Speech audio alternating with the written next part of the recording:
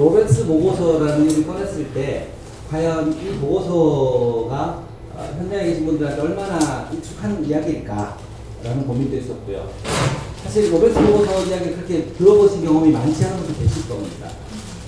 안전보건을 하는 사람들 중에 전문가들은 비교적 이름이 익숙하기도 하지만 사실은 현장에서는 그렇게 익숙하지 않았을 것입니다. 그래서 어떻게 소개시켜야 될까, 어떻게 눈높이를 맞춰야 될까 고민을 많이 했는데요.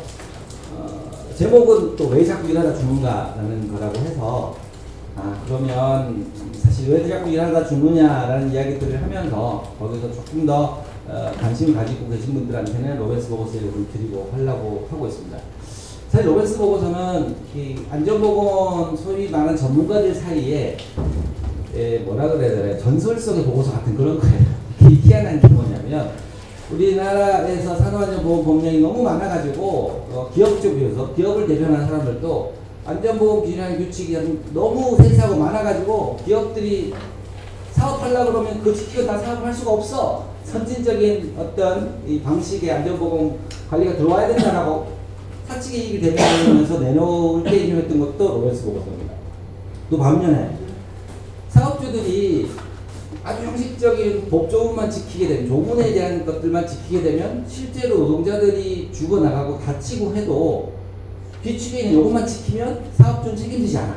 오히려 처벌받는 것 자체는 관리 감독자들이나 현장 소정들, 역할을 하지 못하는 그런 사람들은 처벌되고 있는 걸 보면서 야, 이거는 문제다. 실제로 사업주, 진짜 사장이 책임지고 거기에 대한 처벌을 받도록 만들어줘야 되는데 우리나라 법제 안 그렇게 돼 있으니까 이거는 사업주가 포괄적인 안전보건에 대한 책임을 다 져야 되는 거야. 이런 걸 이야기할 때 또 마찬가지로 로벤스 보고서가 이런 게 있습니다. 그러니까 되게 이상하고 기묘한 겁니다.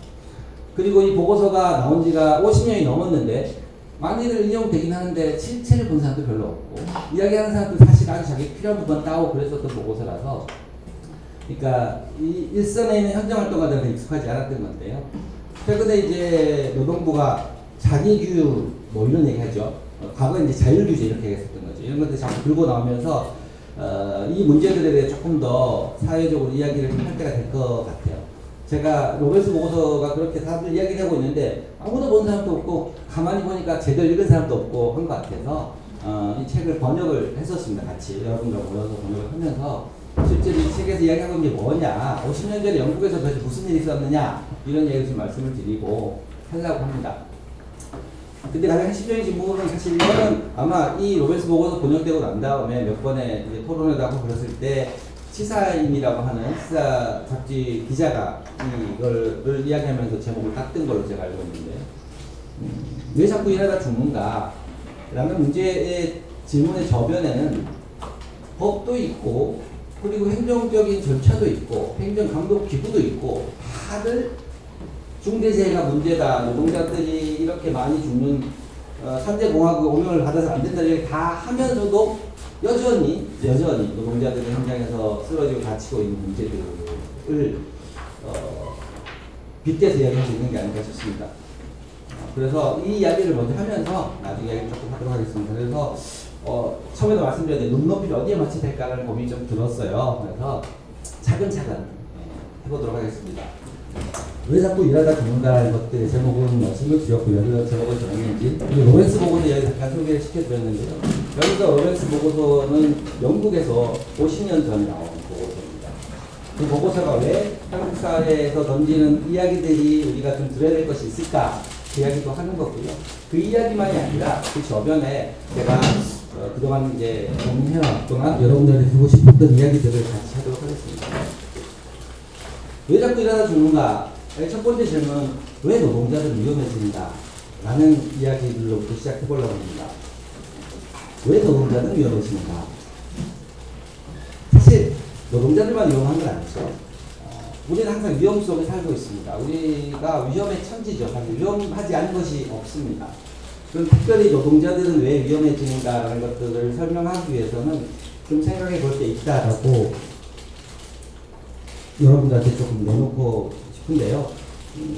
제 이야기는 노동자들은 왜 위험해지는가, 그리고 좀 더 들어가게 되면 왜 어떤 노동자들은 더 위험해지는가 라는 이야기를 하고자 합니다. 사실 일한다는 거 있잖아요. 노동자라는 것 같이 일하는 사람들입니다. 노동을 하는 사람들입니다. 왜 우리가 노동을 할까요? 보통. 근데 이제 이 중학교 때, 초등학교, 중학교 때부터 벌써 이런 이야기를 많이 듣죠. 직업이란 뭐냐, 뭐 그렇죠. 자기 생계를 유지하기도 하고 또 자아를 성취하기도 하고 막 이런 이야기들을 써야 시험에서 성적을 받죠. 그렇죠. 그렇습니다. 사실이거든요. 왜 일하고 직업을 가지냐를 할 때는 첫 번째 생계를 유지하고 자신과 또 가족을 부양하기도 하고요. 또 그걸 통해서 뭔가 성취를 하기도 합니다. 자신이 인간이라는 것 자체가 다른 동물하고 차별된 것 자체가 노동을 통해서 뭔가들을 생산해내고 그것 통해서 성취하기 때문이기도 하잖아요. 그런 아주 원론적인 이야기들을 우리가 많이 하기도 하는데요. 그런데 상당히 중요한 부분 중 하나가 요즘 들어서 점점 더 그러지는데 일 자체에 대한 만족을 얻기가 굉장히 힘든 거죠. 일을 통해서 생산한 거거나 그 결과물들 자체가 자기한테 돌아오지 않지 않습니까? 마르크스가 막스 이렇게 했죠. 그렇죠. 자신이 만들어낸 것들을 자기가 소유할 수 없거나 자기들 것을 할 수 없게 되다 보니까 노동으로부터 노동자가 서야 된다는 이야기를 합니다. 그 이야기가 조금 더 현재적으로 예를 들어 본다 그러면 많은 사람들이 일 자체에 대한 성취와 일 자체에 대해서 주는 그 자신이 인간으로서 느끼는 굉장히 높은 수준의 감동 이것 때문에 일한다기보다는요. 일을 한 시간을 통해서 얻어지는 걸 가지고 여가를 잘 누리기 위해서 일하는 경우가 많지 않습니까? 그렇죠? 예?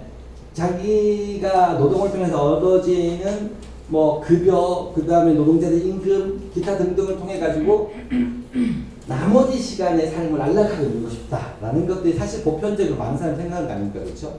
그런데 문제는 뭐냐면 일터 밖에서는 더 안락하고 더 안전하고 내 가족들을 더 깨끗한 걸 입히고 더 좋은 걸 먹이고 싶고 더 안전한 환경에 살고 싶게 만들어주기 위해서는 일터에서 위험을 감내하게 되는 이런 아이러니가 생긴다는 겁니다. 이런 걸 설명할 수 있게 되면 노동자들이 왜 지금 이 시대의 노동자들, 과거에도 그랬고 위험해지는가라는 걸 설명할 수 있을 것 같아요. 문제적이지 않습니까? 그렇죠? 일을 하는 이유는 자신의 삶의 여가 혹은 자기의 삶 전체를 안락하고 안전하고 또 좀 더 나가면 행복하게 꾸리고 싶은 건데 그걸 위해서는 자신의 생애의 대부분 최소한 3분의 1이죠. 그렇죠? 나머지 3분의 1은 자야 되고 먹어야 되고 자신의 삶의 거의 대부분 중에 보내는 시간들 자체에서는 역설적으로 위험을 감내하게 된다는 거죠. 이야기하게 됩니다. 자, 거기에는 좀 여러 가지 뭐 이야기를 할 수 있는데 이론적인 논의보다는 아주 저는 드러나는 현상을 가지고 조금 설명해 보려고 해요. 한국 사회가 위험을 바라보는 방식 두 가지 관점으로 좀 이야기를 해보려고 합니다. 한 가지는요, 소비자 대 노동자의 관점이 있고요. 또 한 가지는 기업, 자본을 갖고 있는 자본과 기업과 거기에 해당하는 노동자의 관점. 이렇게 위험을 바라보고 다루는 방식에 대해서 설명을 드리면 조금 설명할 수 있지 않을까 싶습니다. 먼저 위험이란 것들이 소비자와 노동자의 관점으로 바라보게 되면 어떻게 해석되느냐라고 설명드리겠습니다. 안전불감증 얘기 많이 들어보시죠? 안전불감증. 그죠? 또 반대로 이런 거 있잖아요. 우리가 과거에 미세먼지 같은 공포증, 뭐 이런 거 있잖아요. 그죠? 화학물질에 대한 불안감들, 이런 것도 있죠. 소비자가 우리가 예전하고 달리 지금은 뭐 누구 먹일 것, 우리 가족이 먹을 것, 그 다음에 바르고 쓰는 것들, 이런 거를 구매할 때 항상 성분표를 보게 되는 습관이 생기게 되죠. 그렇죠? 그런 것들이 화학물질 몸에 나쁜 게 아닐까? 우리에게 뭐 어떤 건강 영향이 미치지 않을까? 이런 것들인 거죠. 그래서 이것들이 편향으로 가면 위험에 대해서 정말로 아무런 감흥이 없으면 이게 불가능이 되는 거고요. 그렇죠? 위험에 대해서 과도하게 반응하게 되는 건 공포증이 되는 겁니다. 그렇죠? 근데 이 불안이라는 것 자체는 굉장히 중요한 심리적이고 생리적인 반응이에요. 어떤 불안이라는 것 자체가 없다 그러면 위험심, 이걸 보고 불안하거나 위험을 감지하고 느끼는 반응이 보통은 상식적으로 불안인데 이 불안이 없으면 한 개체라든가 그러니까 위험을 불사하게 되면 자기 자신은 안전하게 살 수가 없잖아요. 그렇죠? 물불 안 가리고 덤비는 이런 것들이 되게 위험하지 않습니까? 그래서 불안이라는 것 자체는 대단히 필요한 우리의 인간 개체의 종속 그리고 생존 그리고 조직적으로 봐도 마찬가지입니다. 한 종이라든가 개체, 집단 전체도 안전성을 위해서는 불안을 느껴야 됩니다. 그렇죠? 막무가내 일을 버티고 싸움 걸고 하면 안 되지 않습니까? 그런데 이게 과도해가지고 일상이 위축되게 되는 걸 공포증이라고 합니다. 대표적인 것 자체가 케모포비아, 영어 써서 죄송합니다만 화학물질 공포증 같은 게 있어요. 이게 우리나라 사회에서 어떻게 벌어지냐면 약 같은 거 먹으면 안 된다. 애들한테 약 먹이면 안 되니까 그래가지고 뭐 무슨 애들이 뭐 수두에 걸리면 수두 파티를 한다든가 혹은 뭐 약을 전혀 먹으면 안 돼. 혈압약 먹으면 더 빨리 죽어. 막 이런 이야기들을 하는 거죠. 그 다음에 예방접종하게 되면 그것 때문에 어떤 큰 문제가 생긴다. 이런 이야기들이 우리나라에 있었던 게 미국 사회도 마찬가지였습니다. 미국 사회도 예방접종 시키면 애들이 자폐증 걸린다. 막 이런 이야기를 해가지고 예방접종을 중산층들이 안 해가지고 실제로 전염성 질환들이 확 펼쳐진 그런 사례들도 있거든요. 이런 것들도 일종의 공포증이라고 보는 거예요. 불안에 대한 과도한 반응. 반대로 너무 불안이 적어가지고 자신의 존재 안전을 위협하게 될 때 공포증이 되는 겁니다. 미세먼지 불감증이라는 것이 제일 많이 우리가 쓰는 것 자체가 안전보건에서는 불감증이라는 표현을 쓰는데요. 이런 거예요. 나약한 동물이 맹수를 만나면 불안하고 도망을 가야 살 수 있을 거 아닙니까? 그렇죠? 근데 이렇게 할 강아지가 범무선을 놀고 이렇게 하다 보면 큰일이 벌써 날 수도 있죠. 예. 불안한 거는 정상인데 이렇게 불안이 없어지면 불감해지는 거 위험해집니다. 내일 시험이에요, 새벽까지. 내가 뭐 예를 들면 뭐 무슨 시험 봐야 되고 입사 시험이든 뭐 고시를 봐야 돼. 그러면 새벽까지 공부를 해야 되죠. 불안을 느껴서. 그런데 시험장을 새벽 4시에 어디선가 자신감 없어서 아무도 안 하면 망치게 되겠죠. 이게 사실 불안의 정상적인 반응인데요. 이게 우리 사회가 이렇게 얘기합니다. 공포증은요, 조장됩니다. 화학물질 위험하다. 생리적 위험, 부작용, 일상생활 안전을 추구하면서 굉장히 중요합니다만 그것들이 과도하게 사회적으로 유포되는 경우, 언론에서 그것도 굉장히 많이 보도를 하죠. 살충제 관리활도 몇 년 전에 있었던 거죠, 사실은. 있었던 거고, 백신의 문제들, 아나키라 그런 게 우리 애들 야간 먹이고 키우자 그래가지고 수두파트가 애가 화상 입으면은 뭐 잿물을 가지고 씻어줘라 뭐 한의사가 있던 거죠, 사이트가. 그리고 굉장히 많은 똑똑한 부모들이 애들 이렇게 했었던 거죠. 이런 거는 조장되고 있어요. 조금 더 보면 미세먼지에 대해서도 사실 미세먼지가 몸에 좋을 리는 없습니다. 근데 그것들을 과도하게 조장해서 연간 초과 사망이 몇백만 명이 된다. 그리고 벌써 잊혀질지 모르겠지만 미세먼지 때문에 조선을 탈출해야 될 이야기들이 있었습니다. 실제로. 그래서 심지어는 애들을 이거 코로나 때 아닙니다. 미세먼지 때문에 마스크 씌고 운동하고 그랬었어요. 급기야는 학교 운동장에 돔을 씌워야 된다. 미세먼지 때문에. 나중에 이게 실제로 검토됐었습니다. 과다한 공포를 조장하는 거죠. 반대로 이런 것들은 주로 소비자의 측면에서 이렇게 공포를 조장합니다. 반대로 불감증은 노동자들의 불감증 이야기인 경우가 많습니다. 이제 안 돌아가는 돌려주실까요? 이게 실제로 꽤나 전에 안전보건 공단 공식과 함께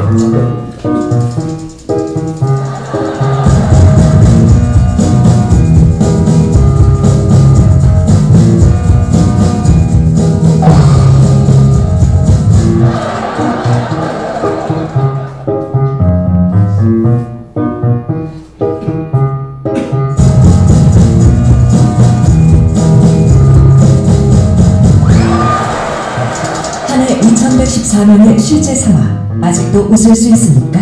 조심조심. 불과 10여 년 전에 안전보건공단 공식 광고를 이렇게 만들었다가 안전보건단체들에서 다 들고 일어나서 결국은 들어갔습니다. 놀라운 건 이렇게 제작될 단계, 어느 단계에 누구도 이런 문제지 안 했다는 거죠. 이게 실제로 다 만들어지고 풀렸다가 들어오는 겁니다.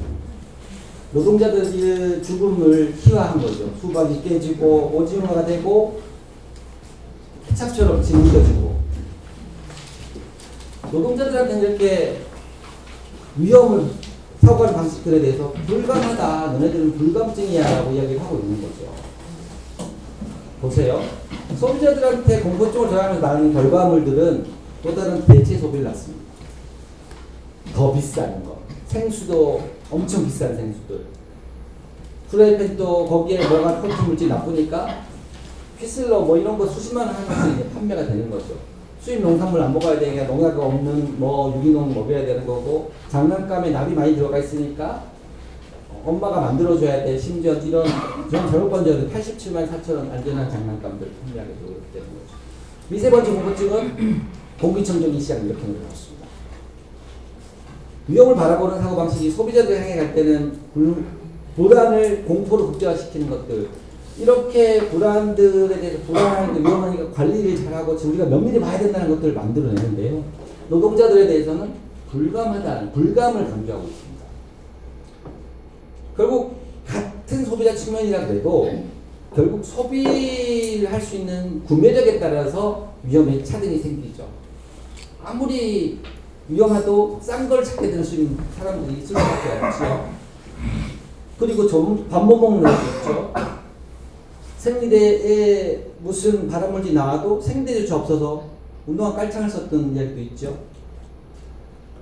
초등학교 앞에서 못 사는 놈 초등학교에서는 낙범벅이일지라도 그런 싸구려 장난감을 써야 되죠. 기저귀에 화학물질이 들어갔다 그래도 기저귀 살 돈이 없는 노동자들은 기저귀를 훔치다가, 그리고 미세먼지의 실제로 추가 사망이 일어나는 것 자체는 미세먼지 때문에 공기청정기를 구매할 수 있는 사람들은 추가 사망이 발생하지 않습니다. 평소부터 여러 가지 위험한 악조건에 놓여 있는 사람들이 미세먼지라고 하는 부가적인 위험에 노출됐을 때 초과가 사망이 발생하는 거죠. 이런 것들은 가려지는 겁니다.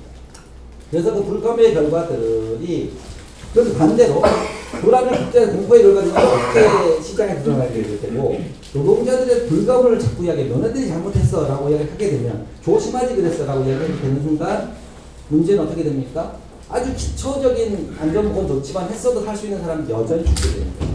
우리나라는 재래형 재해가 굉장히 많습니다. 어느 나라가 재래형 재해가 많지 우리나라처럼 많지는 않습니다. 재래형 재해라는 건 뭐냐면 아주 기본적인 안전보건 조치만 했어도 살릴 수 있는 거죠. 이게 다 재래형 재해라고 합니다. 노동자들 불감을 이야기하는 순간 기업들은 책임을 회피하게 되는 거고, 아주 기본적인 안전보건 조치에 대해서도 지킬 걸 지켜야 되는 노동자들 문제로 돌리게 되는 겁니다. 위험을 극대화하고 이 불안들을 조장해서 얻어지는 것들은 소비자들 향해서 그렇게 되고, 더 비싼 물건을 팔아넣게 되고, 새로운 대체 소비를 양산해내게 되고, 그때는 구매력에 따라서 안전에 대한 편차가 생기게 되고요. 노동자들의 불감, 노동자들의 봐봐요. 위험을 똑같이 달라고 어떻게 해야 됩니까? 이렇게 위험한 기계기구가 있어요. 이거 아무런 조치도 안 했어요. 이거 되게 큰일 납니다. 제대로 똑바로 해야 됩니다. 안 하면 큰일 나요. 라고 이야기하지 않고 조심하지 그랬어로 가게 됩니다. 그렇게 되면 노동자들이 이렇게 기본적인 안전조치가 안 돼서 사망하는 재래형 재해로 계속 죽어나가게 됩니다. 소비자는 불안하고 노동자는 불감하다. 이런 이상한 논리를 만들어내는 이유들이 있다는 거죠. 위험을 통해서 누가 이기는 얻느냐에 따라서 위험을 사고하고 다루는 방식들 자체를 다르게 이야기한다는 겁니다. 소비자는 불안하다. 틀린 말 아닙니다. 사실 자신의 가족들의 안전을 찾기 위해서 안전을 찾는 것 자체는 자연스럽고 좋은 겁니다. 그런데 이것들 자체들이 조장되면서 누군가 이익을 갖게 되는 형태가 된다는 거죠. 그래서 구매력에 따라서 안전 위험의 차별이 발생하는 거고요. 노동자가 불안하게 된다. 이렇게 되면 마치 소비자가 결국은 일터에서 노동자 아닙니까? 근데 소비자가 되는 순간, 일터에서 벗어나는 순간 선택이 역전되게 되는 거죠. 가족들을 위해서는 안전한 것들을 찾고 그 안전을 위해서는 돈이 더 필요하지, 구매력이 필요하니까. 그러면 일터로 돌아가서는 임금을 위해서 부가적인 비용을 감수하기도 하고 감내해야 된다. 어떤 노동자들은 위험을 전제로 이직하기도 합니다. 위험하기 때문에 그 사람들밖에 못 가는 거 있죠. 그럼 결국은 노동자들한테 위험을 다루는 방식이 불감으로 가게 되면 이 상황 속에서는 어떻게 됩니까? 노동자들은 자신의 고용관계의 지위에 따라서 안전의 수준이 달라집니다. 이게 첫 번째로 위험을 위사해서 다루는 방식에서 노동자들이 위험해지는 이유입니다. 그러다 보니까 소비자의 위험은 계속 강조하지만 라돈 침대 기억나시죠? 난리가 났었죠. 난리가 났었습니다. 그래서 뭐 온 동네에 난리가 다 났었죠. 그런데 이 매트리스들을 다 수거해가지고 쌓아놓습니다. 우리 동네는 안 돼. 다 치워야 돼. 그런데 이걸 치울 노동자들이 없습니다. 그래서 노동자들이 이렇게 많이 주장했는데 실제 그 매트리스를 만들어준 노동자들에 관심이 가졌을까요, 우리가? 소비자들의 관심이 높았지만 노동의 관심은 없었습니다. 인생의 3분의 1 정도를 차지하는 삶, 좋은 잠자리를 위해서 매트리스 만드는 일을 천직으로 여기는 이들이 있다.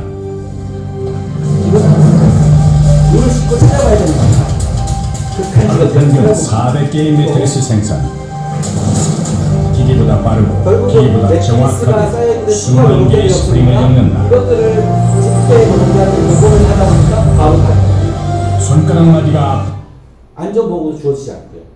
또 이것도 꽤나 된 이야기지만 기억하실 겁니다. 뉴스 보도가 나갑니다. 어린이집 교사가 애를 벌금 찔렀다는 거예요. 학대했다는 거죠. 막 찔러서.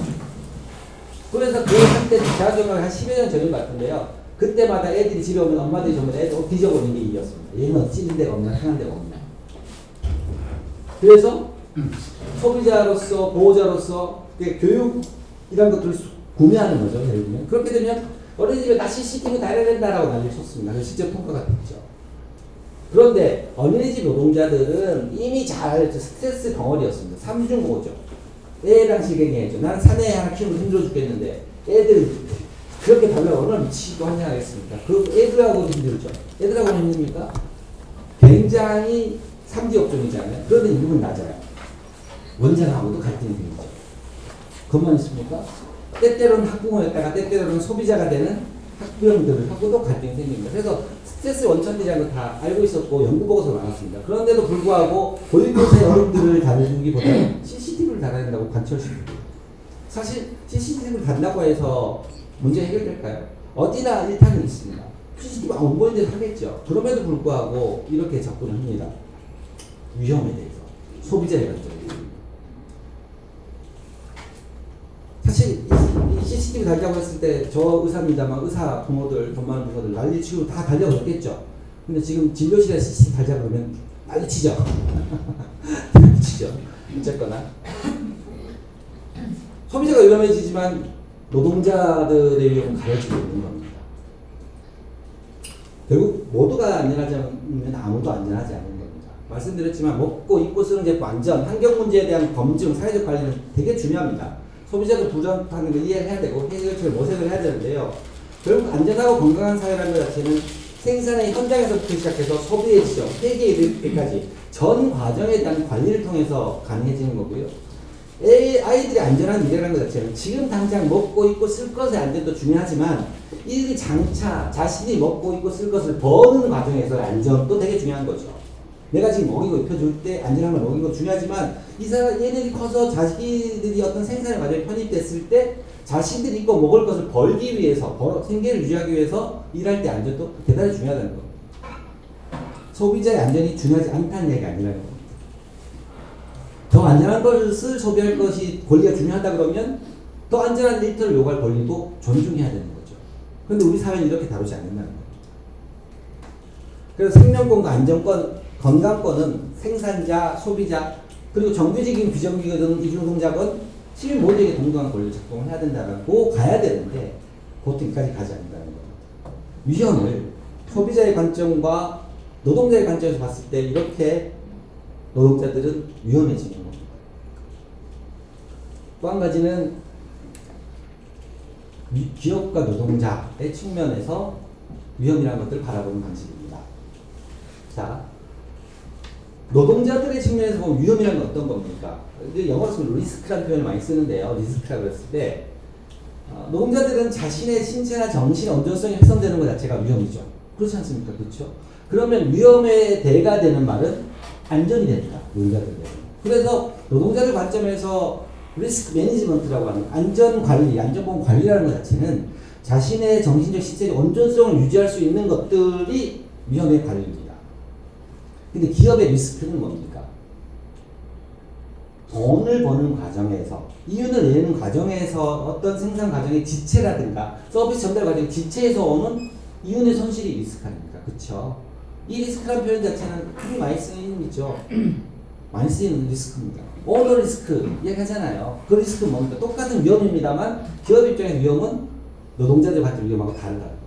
그래서 기업에서 위험에 반대가 되는 말은 이윤이 되죠. 노동자들은 위험에 반대는 말이 안전이 되지만, 그래서 기업은 이윤 손실의 가능성을 줄이는 것이 위험 관리, 리스크 매니지먼트가 되는 겁니다. 다 좋다. 저는 이게 잘못됐다고 얘기하지 않습니다. 기업이라는 것 자체는 우리가 다 옛날 배웠던 것처럼 이윤 추구를 목적으로 만들어진 집단입니다. 그렇기 때문에 이것은 잘잘못의 문제가 아니라 그런 겁니다. 원래. 문제는 뭐냐? 노동자들이 위험해지면 기업도 위험해지게 만들어주는 사회적인 여러 가지 제도적 장치들이 있어야 됩니다. 노동자 한 사람이 죽거나 했을 때도 기업 자체가 휘청휘청할 정도가 돼야 기업은 위험이라는 것 자체, 위험 관리라는 것 자체, 이런 관리를 하기 위해서는 노동자들이 이런 관리하게 되는 거죠. 그렇죠? 반대로 노동자들이 안전하게 잘 일할 수 있게 만들어준다 그러면 그걸 통해서 기업이 평판이든 아니면 어떤 것을 통해서도 돈을 벌 때 더 좋아지면 이런 차별들과 차이들 자체, 개념의 차이들은 그렇게 문제가 없을 겁니다. 그런데 그렇지가 않다는 거죠. 문제는. 노동자들이 아무리 죽어나가고 우리가 노동자들이 죽고 살인 기업들 명단을 막 공개, 지금 명단도 공개가 안 되죠. 공개한다 손 치더라도 기업은 돈벌이에 아무런 지장이 없습니다. 노동자가 죽어도 사람 한 대 먹어봐 갖다 들이밀어도 500만 원 정도밖에 안 내게 돼요. 그러면 기업은 계산하기가 좋습니다. 예방이라는 것 자체는, 산재 예방이라는 것 자체는 인풋과 아웃풋을 예측하기 굉장히 어렵습니다. 왜냐? 우리 주변 산재가 너무 흔한 것 같지만 사실은 개별 산재라는 것 자체는 기업으로서는 그다지 높은 확률이 아닌 겁니다. 그러면 매덕을 들여가지고 어떤 장치를 했을 때 예방된, 발생할지도 이때까지 발생도 안 했는데 발생할지 안 할지도 모르는 산재 예방에 위해서 매덕을 쓸 때 그 효과를 계산해낼 수가 없죠. 기사 잘 안 나오는 거죠. 사실은. 물론 하려면 할 수 있겠습니다만. 반대로 실제로 사람이 죽었는데 예방하는 비용들은 추산이 안 나오지만 사람이 죽고 나서 봤더니만 예방비용보다 처리비용, 비참하지만 사후 처리 비용은 500만 원밖에 안 해. 기업은 어떤 걸 선택할 것이냐는 거죠. 그렇기 때문에 이런 연결고리를 만들어주는 거, 기업도 열심히 노동자 예방 잘하면 그 기업들이 잘 팔리고 사회적 평판이 높아지면서 잘 돈 벌 수 있고 아니면 사회적 인센티브를 많이 주고 이것도 아니란 말이죠. 이 속에서 기업이 택할 수 있는 방식들 자체는 자명해진다는 거예요. 이게 기업과 노동자의 리스크에 바라보는 관점의 차이고, 그리고 이것들 자체가 계속 위험하게 만드는 겁니다. 사실 이거는 자연스럽게 되지 않습니다. 우리 사회가 그렇게 만들어진 제도를 구성하라는 압력을 주고 그렇게 해야 되는 겁니다. 뒤에 설명드리겠지만 그런 최소의 노력들 자체가 중대재해처벌법 이런 걸로 가는 거예요. 노동자 한 사람이 죽었을 때 기업이 휘청할 정도의 문제가 생기게 되면, 그런데 봐봐요. 소비자 한 명이 예를 들어서 무슨 이상한 만두를 만들었다고 그 회사 넘어가죠. 그렇잖아요. 휘청한단 말이죠. 몸에 안 좋은 물건을 물렀다. 데드 매트리스는 거의 망했겠죠. 그죠? 그 다음에 먹는 거에다가 장난치고 쳤다가 그 회사 쉽게 사실인가 아니든 간에.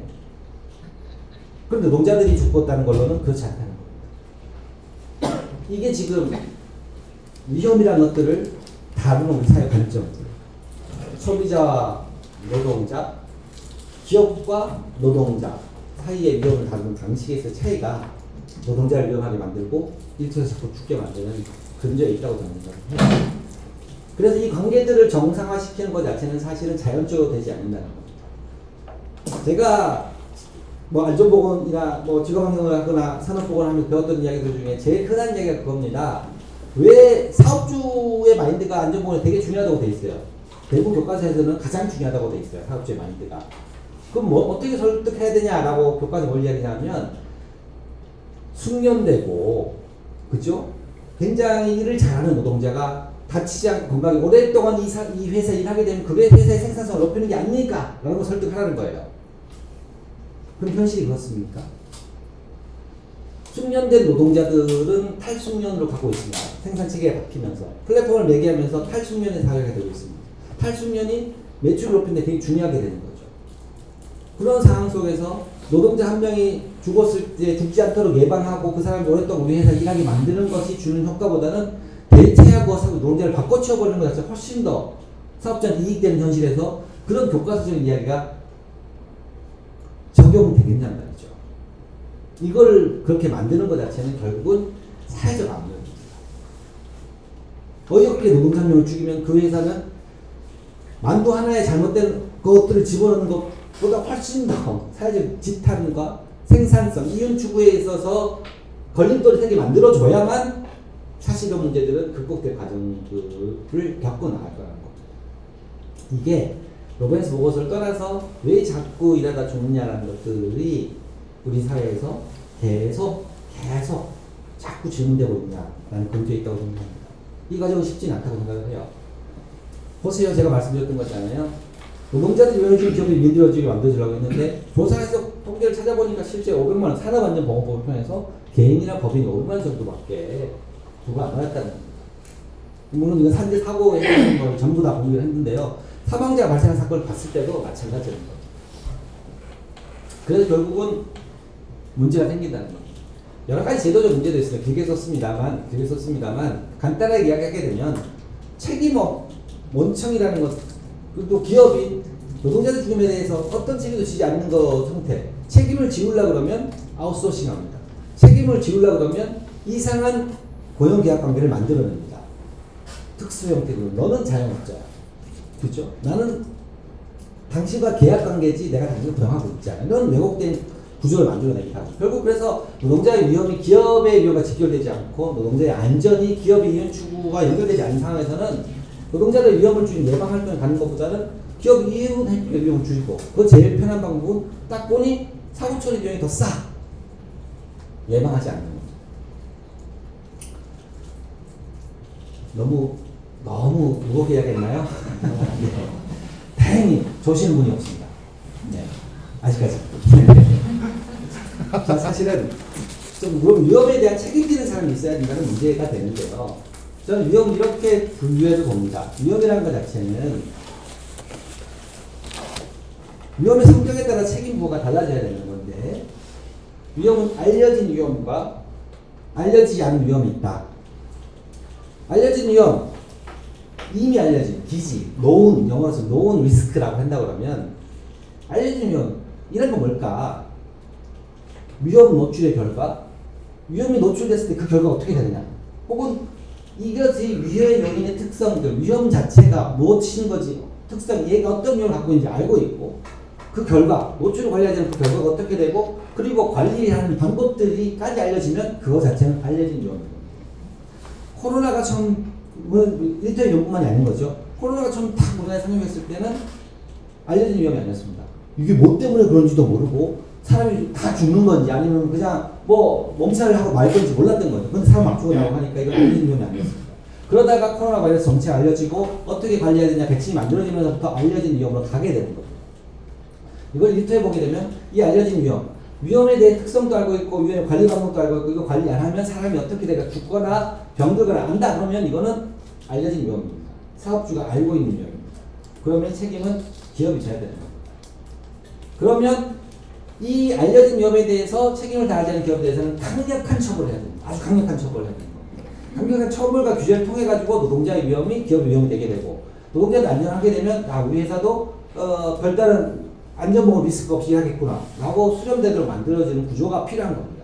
이 구조를 하기 위해서 사실 뒤에 말씀드릴 자기규율이라는 게 필요한 겁니다. 사실은 알려진 위험들에 대해서 법망을 피하는 것들이 아니고 알려진 위험들에 대해서 자기관리자료 자체는 뭐냐면 알려진 위험이 있어요. 그런데 이것들에 대한 관리 방법들 자체를 법으로 다 정해놔버려요. 산업안전보험 기준하는 규칙만 정해. 그런데 결국 사람은 죽었어. 알려진 위험 관리 방법 다 있는데 그 관리 방법들을 법 조문을 제한해 놓으니까 사업주 그것만 지키면 책임을 안 져. 문제가 되는 거죠. 그래서 자기규율이라는 게 필요합니다. 자기규율 나중에 설명드릴 텐데요. 스스로 법조문이 아니라 실제 존재하는 위험에 대해서 자기 스스로 위험을 알고 잘 관리해야 합니다. 타에 의한 법조문에 의한 관계규율이 아니고 실제로 그것을 관리하게 만드는 거. 물론 거기도 법이 작동하지 않으면 안 됩니다만. 그리고 그렇게 만들기 위해서는 노동자의 참여권이 없으면 되지 않습니다. 또 반면에 알려지지 않은 위험, unknown risk라고 했을 때는 이건 위험에 대한 특성도 몰라. 이게 위험 물질이 아닌지도 모를 때, 혹은 또 이것이 노출돼서 어떻게 될지 몰라. 사람이 죽는지 사는지 잘 몰라. 그리고 이거 어떻게 관리해야 될지 몰라. 이러면 이건 unknown risk입니다. 여기에 대한 관리 책임은 국가나 정부가 져야 됩니다. 알려질 때까지 어떻게 관리를 하든지, 그렇죠? 해야 되는 거죠.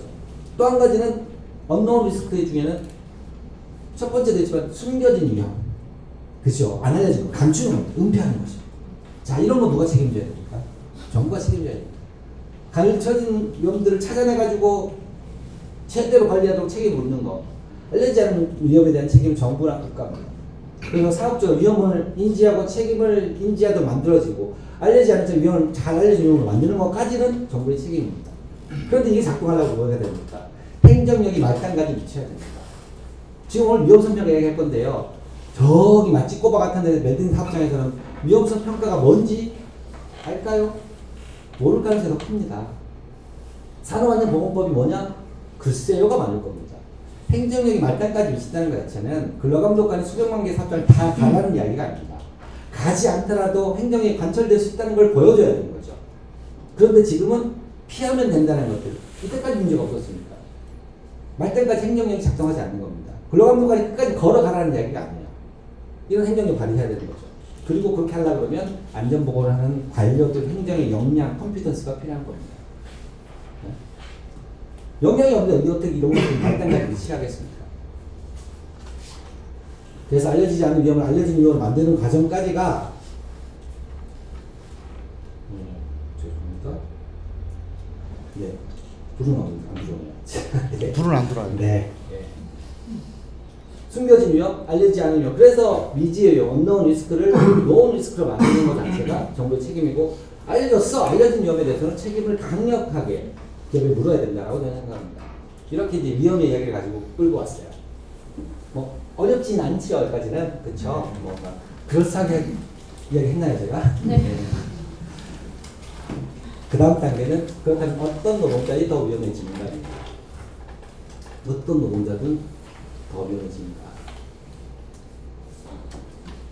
첫 번째, 소규모 사업장 노동자들. 다 아시죠, 여러분들? 제가 사실 좀 너무 바쁘다는 핑계로 이후 통계를 분석을 못했는데요. 제가 2019년 한주연 통계 분석을 때 봤는데 이거 그래도 그대로 다 보입니다. 보시면 당연히도 이렇게 보면 어렵게 보나요? 이게 당연히도 보면 사업장 수 중에 사업장 사고들 규모를 보면 작은 사업장일수록 다 높습니다. 그런데요, 요양제 천연율 1000명 중에 제일 발생한 것 자체 보면 소규모 사업장이 제일 높고 제 앞에 있는 전체 총계거든요. 사업장 커질수록 줄어들고 있죠. 그렇죠? 사고 천연율도 규모 커지면 줄어들고 있죠. 작은 사업장이 더 위험합니다. 그렇죠? 당연히 이거 다 작은 사업장 위험한 겁니다. 그런데 업무상 사고 사망률, 요양 천연율, 사고 천연율 다 높은데 업무상 질병 천연율은 큰 사업장이 더 많아요. 이건 뭐지? 큰 사업장에는 화학물질 더 많이 쓰고 이 사람들이 직업병, 이건 질병이란 말이에요. 직업병, 근골기가 질환, 이게 대부분입니다. 이게 더 위험한 사람들이 더 많은 재해를 당할까? 아니겠죠. 작은 사업장이 더 위험하다는 것은 당연한데 이거는 작은 사업장이 더 위험하다는 게 그냥 작기 때문이 아니라 자신의 권리를 주장할 수 없기 때문에 위험해지기도 한다는 걸 보여주는 거지. 작은 사업장은 이런 방식으로 위험해집니다. 위험을 관리하려고 그러면요, 돈이 필요하죠. 그렇죠? 돈이 필요합니다. 그리고 자원이라고 하는 것은 돈뿐만 아니라 인력도 필요하고요, 장비도 필요하고요, 기술도 필요합니다. 근데 소규모 사업장은 그걸 감당할 능력이 없어요. 어떤 사업장은 규모가 작다 해도 돈 있는 사업장은 있죠. 그래서 저는 대부분의 경우 들었습니다. 그런데 안전보건을 하는 정부는 항상 이 통계를 다 알고 있죠. 소규모 사업장 유중에도 위험하다고 이야기를 하죠. 그런데 항상 소규모 사업장들에 대해 뭐라고 합니까? 보면 야, 이게 작은 사업장 위험한 거 아는데 돈이 없으니까, 돈이 없으면 어떻게 해야 됩니까? 어떻게 지원할 것인지, 아니면 돈 없는 사업장에 그런 일을 맡기지 말든지. 그렇죠? 우리가 사실 산업안전보건법에 유해자가 도급금지가 있죠. 유해자가 도급금지는 물질로만 내서 되어 있는 겁니다. 그렇게 되면 안 되는 거죠. 위험관리 능력, 이 위험을 관리하는 들어가는 비용, 이 위험 관리에 들어가는 기술, 여기에 따라서 도급금지를 해야 되는 게 맞죠. 그런데 그렇지 않죠. 그렇지 않습니다. 그래서 책임은 없는 게 아닙니다. 산업법상 자기인 사업장들은 지금 다 책임지고 있어요. 지금 중대재해처벌법 50인 미만 뭐 적용 위에 있다는 얘기하는데 사실은 작은 사업장은 이미 산업법 다 처벌을 받고 있습니다. 사실은.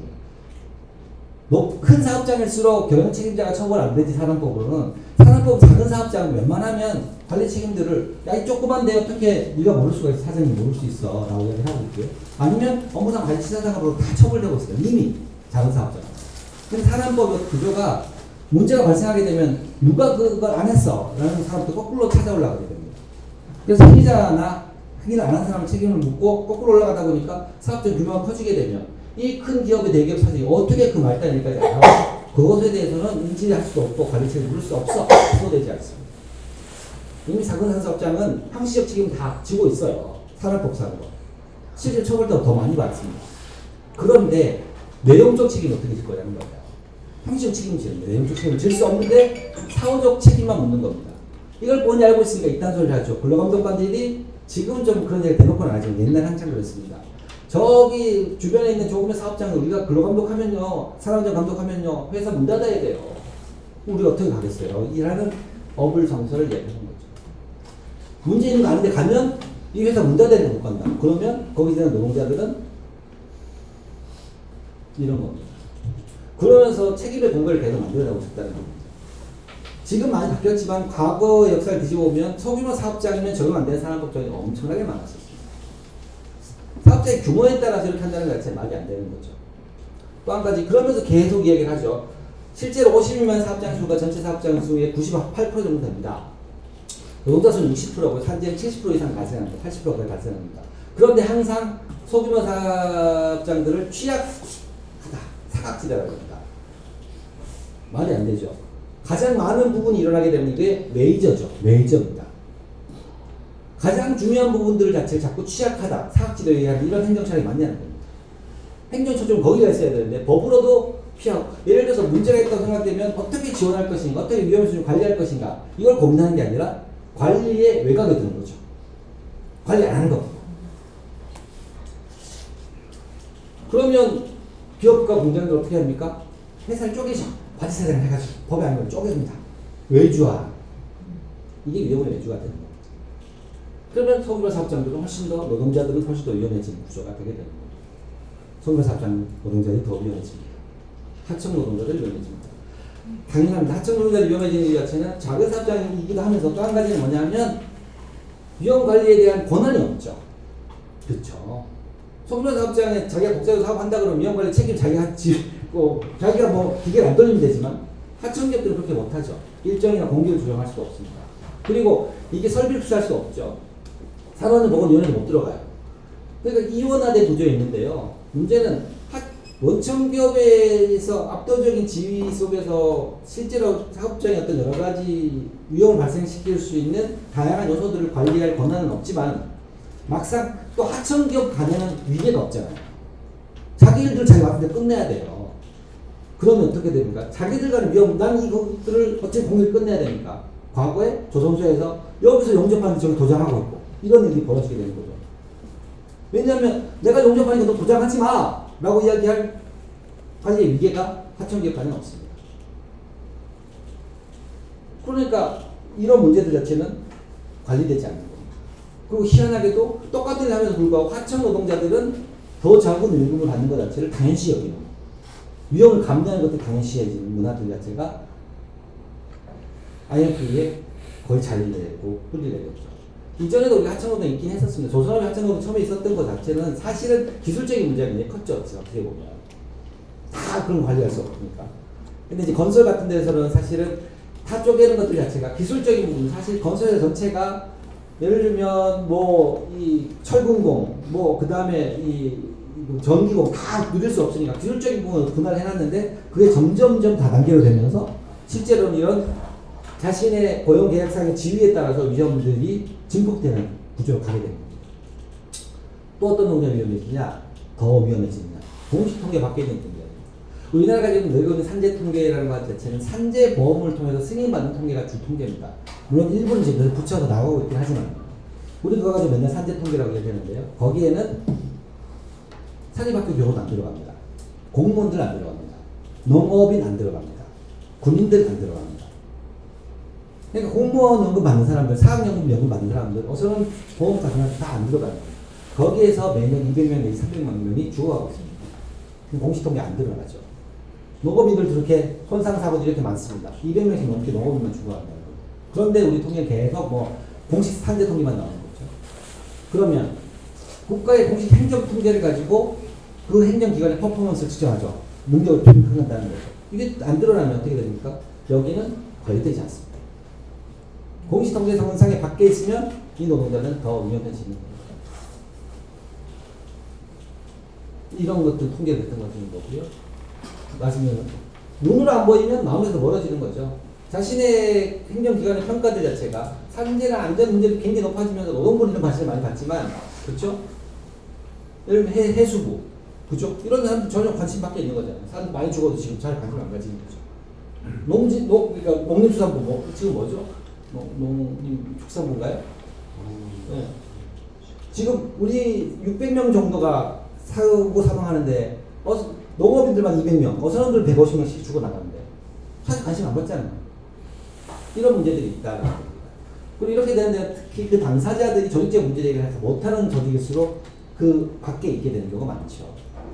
또 새로운 유형이 소위 말하는 특보. 지금 되게 산안법 원래 특수 형태 근로종사자라는 말 자체는 실제로는 우리나라에서 그렇게 보편되지 않았다가 처음에 시작한 거 자체가 이제 IMF 이런 걸 등장하면서 정규직인 거는 쫙 다섯 나갔다 들어올 때는 비정규직 들어갔죠. 그렇죠?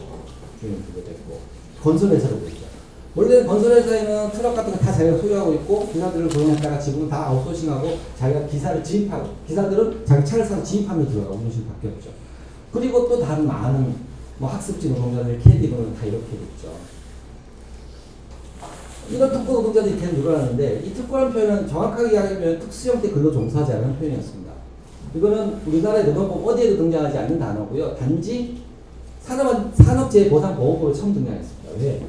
특고라고 해서 이렇게 특수형 근로종사자에는 붙인 건 뭐냐면 이 사람들을 근로자로 편입시키기는 싫어. 왜냐?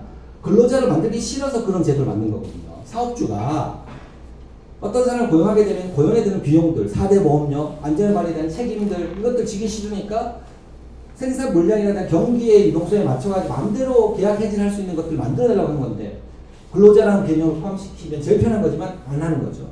그런데 사회적 인식이 조금 넓어지면서 권리식이 넓어지면서 이분들이 계속 사고가 나고 다치는 거죠. 왜? 위험한 업종들, 남들이 하기 싫어하는 것들 다 아웃소싱 하니까. 그래서 사회적 문제가 계속되는 거죠. 그러니까 어떻게 해요? 야, 그러면 예방은 모르겠고 보상이라도 해줄게. 반쪽 보상. 특수형태 근로종사자. 말 자체는 이상하잖아요. 일은 하긴 하는데 근로자가 아니야. 특수형태가 아니야. 그리고 근로자가 아니면 그냥 종사자야. 이런 이상한 표현을 만들어내서 산재보험료 반 내면, 절반 내면 보상은 해줄게 하면서 특수형태 근로종사자는 많이 들어왔고요. 이 특수형태 근로종사자는 말이 김용균법이라고 산업법이 바뀌면서 특수형태 근로종사자들 일부에 대해 적용시킬 수 있는 조항들이 들어온 겁니다. 아이러니컬하게도 산업법이 바뀌면서 산업법의 보호 대상이 근로자에서 노무에 종사하는 사람 바뀌었죠. 이제는 산재보상보험법에서 특수형태 근로종사자라는 말을 빼고 노무종사자라는 것으로 바뀌었습니다. 그냥 근로자라고 하는 겁니다. 노동자로 하면 되는데 까대기라는 만나보신 분이 모르죠. 이 사람이 그 대사까지 나와요. 개인사업자인데 개인사업자의 자율성은 없고 노동자인데 노동자는 권리는 없는 것이 특수고용주다. 이런 거죠. 이런 제도가 만들어진 것 자체가 그런 걸 대변하는 거죠. 법률상 증거한 것에서 제가 말씀드린 거고요. 이렇게 된 거죠. 그렇죠? 사실 김용균법이 만들어지면서 노무에 종사하는 사람들 폭을 넓혔다고 했는데 실제로 조문을 다 비교하다 보면 특수형태 근로종사의 대상에서 적용되는 조문 자체는 아주 일부입니다. 배달 노동자한테 뭐 해줘라, 뭐 해줘라, 뭐 해줘라 정도가 요만큼씩 들어갔을 뿐입니다. 그래서 당연히 특수형태 근로종사자들의 노동을 통해서 기업들은 이윤은 얻지만 책임은 지지 않는 구조가 만들어지고 있습니다. 우리나라 OECD 자영업 비율을 보면 우리나라가 여기 있습니다. 다른 나라에 비해서 어마어마하게 높은 거죠. 이 자영업자들 진짜 자영업자일까? 가짜 자영업자라는 표현을 씁니다. 예를 알려서 그래요. 플랫폼 노동자 프리랜서 이런 거 실제로 내가 능력만큼 위해서 난 더 큰 떼돈을 벌 거야 라고 그리고 너는 고정된 일자리에서 있지 말고 네 능력을 마음껏 자유롭게 펼쳐 라고 하는 게 프리랜서 같지만 다 개소리에 가깝죠. 그 중에 100만 명 중에 한두 명이 성공하겠죠. 그래서 실제로 공식적으로 위장 자영업, 거짓 자영업, 종속적 자영업자 이런 표현들이 나오고요. 이게 우리나라에서 굉장히 증가하겠다는 겁니다. 그러니까 기업이 근로자 개념을 왜곡하면서 얻어지는 것 자체는 노동자로서 마땅히 해야 됐을 때 이거를 은폐하게 되면 기업이 성공하게 되는데 이 성공하는 것 자체는 뭐냐면 당연히 원당 지불해야 될 사회적 책임의 비용들 자체를 세이빙하는 그런 겁니다. 이게 현재의 문제인 거죠. 그래서 앞서 나온 것들 다 정리해보면 결국은 뭐냐? 권리를 행사할 권력, 파워입니다. 파워가 없는 노동자들이 더 위험해진다는 겁니다. 앞서 말씀드린 것들이 공통점이 그렇습니다. 지금 우리나라는 산업재해율은 소위 말하는 것들 되게 전 세계적으로 낮은 편에 속하죠. 여기 있습니다만 사망률 계속 높다는 얘기가 계속 나오죠. 이 중으로는 추정 사망률은 남습니다.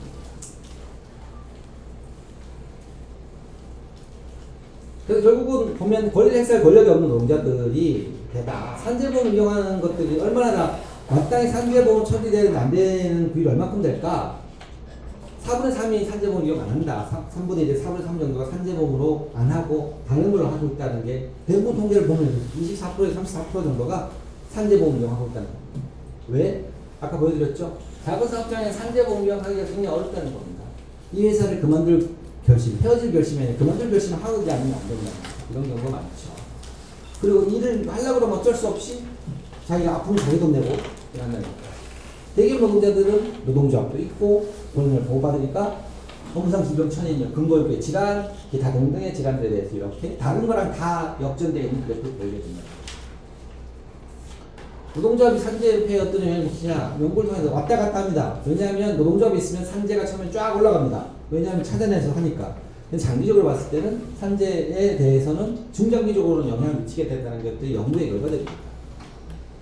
당연히 작은 사업장인 경우에는 정보를 받지 못한다. 이런 것들이 사실 통계가 다 나오는 거죠. 정보를 받지 못한 이유는 정보를 달라고 이야기하거나 이런 힘의 권력의 불균등 상태에서 소규모 사업장은 노동조합도 없고 자신을 대표할 대표적이 없는 경우가 대부분이기 때문에 그렇습니다.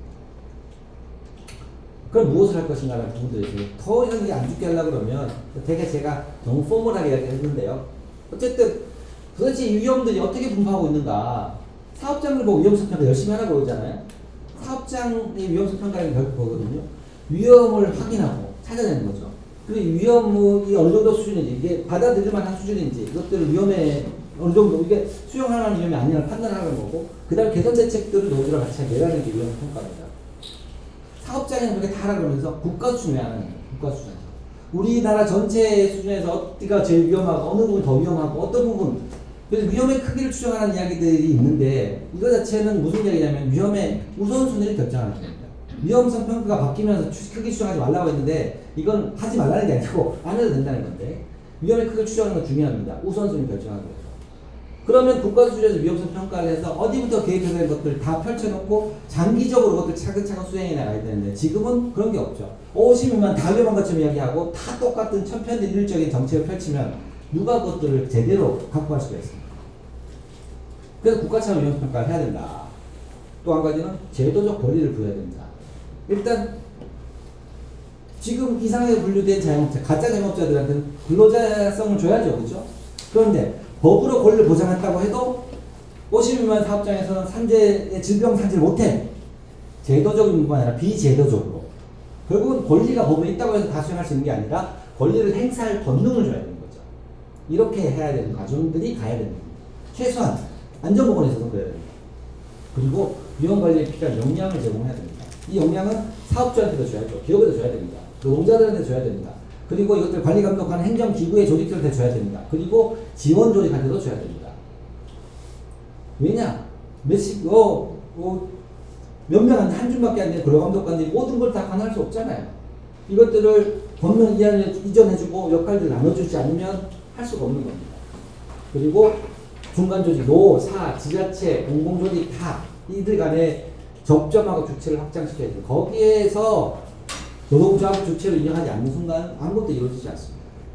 그리고 실제로 이제 좀 더 디테일하게 하게 되면 필요하고 손에 잡히는 디테일한 관리 방안들 자체를 다 제공해 줄 수 있는 개발이 돼야 됩니다.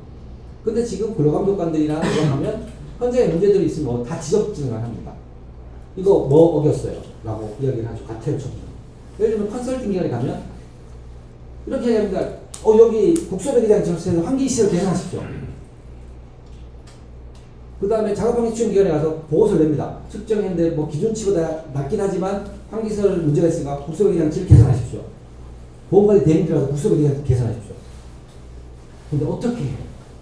뭘 어떻게 하는데? 어떻게 하면 도와지는 거야? 누굴 찾아가면 되는 거야? 돈 얼마나 들어? 아무 데나 되지 않고 전부 다 배기장치, 환기장치를 개선하십시오를 책임입니다. 영향이 없다는 거죠. 이런 것들이 없이는 안 된다는 거죠. 그러니까 이런 문제들이 있어야만 사실은 앞서 제가 말씀드렸던 노동자들의 문제들을 해결할 수 있는데, 자, 이제 답답한 얘기. 어떻게 할 거냐? 정부의 입장입니다. 이점부터 나와야지 이 로맨스 보고서 연결되는 거예요. 사실은 그냥 휴식 시간이 없이 그냥 쭉 할 거예요. 그러니까 이제 재미가 없으면 여러분 마음대로 하시는 거 말씀드렸죠. 네. 문을 꽉 열고 나가서 화장실에 가셔서 하도 됐고 지금 굉장히 사실 리액션들이 없긴 합니다. 이게 침묵으로 하고 계시는데 재미가 없으면 재미가 없네. 이렇게 해도 좋습니다. 어쨌든 이렇게 저는 제안했지만 정부는 어떻게 나오냐. 지금 정부 입장은 딱 이 한마디 위험성 평가를 기준으로 자기들 예방 체계다 엄청나게 주장하고 있습니다. 이게 어디서 출발했느냐. 지금 맨날 이렇게 엄청나게 떠들고 있잖아요. 지금 엄청나게 다 온통 위험성 평가 자기교육 난리가 났습니다. 저는 사실은 이거 한지 틀렸다고 생각하지 않았어요. 로맨스 보고서를 번역하면서도 이것들이 맞는 거다라고 생각하긴 하지만 디테일이 하나 없이 겉핥기를 하면 이것만 떠드는 겁니다. 보시죠. 2022년 11월에 중대재해 감축 로드맵이라는 게 나옵니다. 중대재해 감축하기 위해서 우리는 이렇게 하겠다는 목표도 사고 만리를 0.29로 감축하겠다고 했어요. 저는 공공기관에서 이렇게 수치로 제기하는 목표들에서 굉장히 위험하다고 생각하세요. 그렇잖아요. 문재인 정권에서도 산재 사고 사망을 절반 줄이겠다고 했어요. 반의 절반의 반도 못 갔죠. 근데 지금 산재 사고 사망률까지 집어넣어서 줄이겠다고 했습니다. 저는 이게 달성된 게 더 위험하다고 생각해요. 과거에 아까 제가 산재 통계가 결국 이제 산재보험 승인된 통계라고 말씀드렸잖아요. 산재보험 승인 통계다. 그러면 사실은 이런 거죠. 이 산재보험 승인 통계라는 것 자체는 실제적인 사고를 다 발견하는 게 아니고 산재보험 들어가서 승인받는 통계인데 문제는 뭐냐면 아주 오랫동안 정부의 공식행정기관에 기관 평가를 받을 때 자기가 관할하고 있는 지역에 산재율이 떨어지면 잘했다고 칭찬해주고 인센티브 주고 있단 말이에요. 그러면 공공기관은 뭘 합니까? 산재 예방하지 않고 산재율을 관리하게 됩니다. 산재율을 관리하는 방법은 승인을 잘 안 해주거나 신청을 못하게 만들어라. 이렇게 작동할 기재들이 얼마든지 있었다는 거죠. 이래서 수치대로 달성을 하는 것 자체가 더 무서울 수 있는 거죠. 사실. 어쨌거나 그걸 이야기하면서 이렇게 하기 위해서 첫 번째가 위험성 평가 중심의 자기 예방 체계라고 했습니다. 이 이야기가 사실 자기 규율, 전에는 자율규제라고 했거든요. 자율규제라고 했는데 로맨스 보고서 해석해내고 열심히 풀고 했더니 지금 막 바꿨어요. 자기 규율로 바꿨는데 1번 이겁니다. 저는 원칙대로 이 말 뜻대로 간다 그러면 바람직하다고 생각을 해요. 그런데 그 다음에 산업안전보건 감독도 모든 걸 위험성 평가를 의존하겠다. 자기를 예방책의 핵심은 위험성 평가다. 그러니까 위험성 평가를 중심으로 산업안전보건 감독하겠다. 그리고 이것들을 모든 데다 적용시키고 그러려고 그러면 위험성 평가에 대해서도 개정을 해야 되겠다. 보시면 이렇게 나왔습니다. 모든 것이 위험성 평가 중심의 자기를 예방책으로 갔어요. 그러면 위험성 평가를 제대로 되어 왔느냐? 위험성 평가 제도를 실제로 여러분들이 인식하는 건 훨씬 오래전부터 준비되어 왔습니다. 2004년부터 준비되어 왔고요. 실제로 법에 2009년에 위험성 평가를 해야 되겠다는 기본적인 말을 넣었고 2014년 3월부터 시행됐습니다. 10년 됐습니다. 10년 됐는데요. 잘 모르죠. 이 과정에서 사실 이거 진행된 바를 아는 분이 노안하면 여기서 그래도 꽤나 하시는 분들이 잘 몰랐을 겁니다. 이거는 이식된 제도입니다. 법에서도 정하고 있습니다만 그동안 위험성 평가라는 것이 완전히 새로운 제도냐? 아닙니다. 뭐 제가 다른 거 잘 모르실 수 있으니까 이것만 얘기하고 근거있게 유해조사는 전형적인 위험성 평가입니다. 이름이 먼저 근거있게 유해조사 들어왔을 뿐이지 근거있게 인거 유해에 대한 위험성 평가가 근거있게 유해조사입니다. 그런데 근거있게 유해조사 제대로 되었느냐? 초창기에 근거있게 유해조사는 기칙의 5부터 시작해서 제도화 된 겁니다. 사실. 근데 초창기에는 상당히 크게 영향이 있었죠. 그런데 웬만한 기업들에 대해서는 다 되었지만 작은 사업장은 안 됐고 그런데 이게 제도화되고 자리를 잡으면서 실제로 작은 사업장 문제 해결되지 않았음에도 불구하고 관성에 빠졌죠. 빠졌습니다. 그런데 그렇다고 해도 근거있게 유해조사는 딱 보면 어떻게 돼요? 유해를 조사하죠. 설문조사도 하고 현장 유해를 찾죠. 그리고 어떻게 계산합니까? 몇 점 내가지고 몇 점 이상 되면 관리 기준을 넘어서니까 이걸 즉시 개입해야 돼. 그런 다음에 어떻게 계산할 거야? 계산을 해야 됩니다. 이게 위험성 평가의 프로세스입니다. 위험성 평가 하나에 떨어진 새로운 제도가 아니라 방법입니다. 현장의 위험들 스스로 판단하게 만들고 찾게 만들고 거기에 대해서 스스로 평가하게 되고 개선 대책을 쭉 개입해서 내게 만드는 거고 이 많은 위험성 평가 건강교육의 진단뿐만 아니라 뇌심 혈관질환 발병 위험도 평가, 위험도 평가 아닙니까? 리스크 어세스먼트입니다. 건강진단조차도, 작업환경조차도 전부 다 위험성 평가의 틀 안에 들어가 있는 거죠. 새로운 제도도 아니다. 그런데 위험성 평가가 마치 대부분의 사람은 새로운 제도, 새로운 보고서 쓰는 거라고 생각을 하는 거예요. 원래는 위험성 평가라는 것 자체는 자율적인, 자기교육적 예방책에도 우리 법안에 이미 다 나와 있습니다. 무슨 말이냐면, 위험성 평가 이걸 떠나가지고 자기교육적 안전보건관리 체계라는 것 자체는 해설서가 많이 나오잖아요. 거기 보면 안전보건관리 체계를 구성해라는 것 자체가 산업부에 보면 안전보건관리 체제라는 얘기가 있습니다. 안전보건관리 체제, 보건관리, 안전관리 이렇게 두고 있거든요. 그 다음에 안전보건관리 책임자. 이런 안전보건관리 체제라는 것 자체는 오르가나이제이션입니다. 시스템이 아니라. 인적 자원들, 회사에서 자기 스스로 문제를 관리할 수 있는 회사로서의 대표자들이, 회사로서 대표하는 사람들이 안전관리자, 보건관리자, 관리감독자를 두고 뭘 해야 돼? 위험성 평가를 2014년에 들어왔어요. 위험성 평가를 해. 그럼 그 위험성 평가를 자체적으로 하면 뭐가 필요하냐? 우리 회사에 맞는 규정이 필요하니까 안전보건관리 규정을 만들어. 이게 다 이 법안입니다. 그런데 위험성 평가 똑바로 안 해요. 안전보건관리 규정 똑바로 안 만듭니다. 노안 하신 건 알겠지만 안전보건관리 규정은 우리나라 사람법에 자기 해당되는 것만 뽑아가지고 정리해놓은 안전보건관리 규정처럼 이야기하고 있습니다. 전혀 그런 얘기 아니라 법이 주장하고 있는 게 아니라 우리가 위험성 평가를 해가지고 현장에 있는 위험들을 잘 발견해내면 법을 아니라 실제로 위험 관리의 방법들이 필요한 거니까 거기에 맞춰서 규정을 만들라는 거야. 그런데 우리나라는 하나도 안 돼. 왜? 위험성 평가를 한다고 했을 때 우리나라 법제가 어떻게 되어 있냐? 사업주의 의무가 있긴 하지만 그 사업주의 의무가 포괄적으로 누군가가 다치게 되면 왜 뭘 안 했어? 야, 이것들은 법에 없더라도 당연히 해야 되는 거 아니야? 이런 걸 따지지 않습니다. 법정을 해당하는 것만 하면 문제가 없는 거예요. 일상적으로.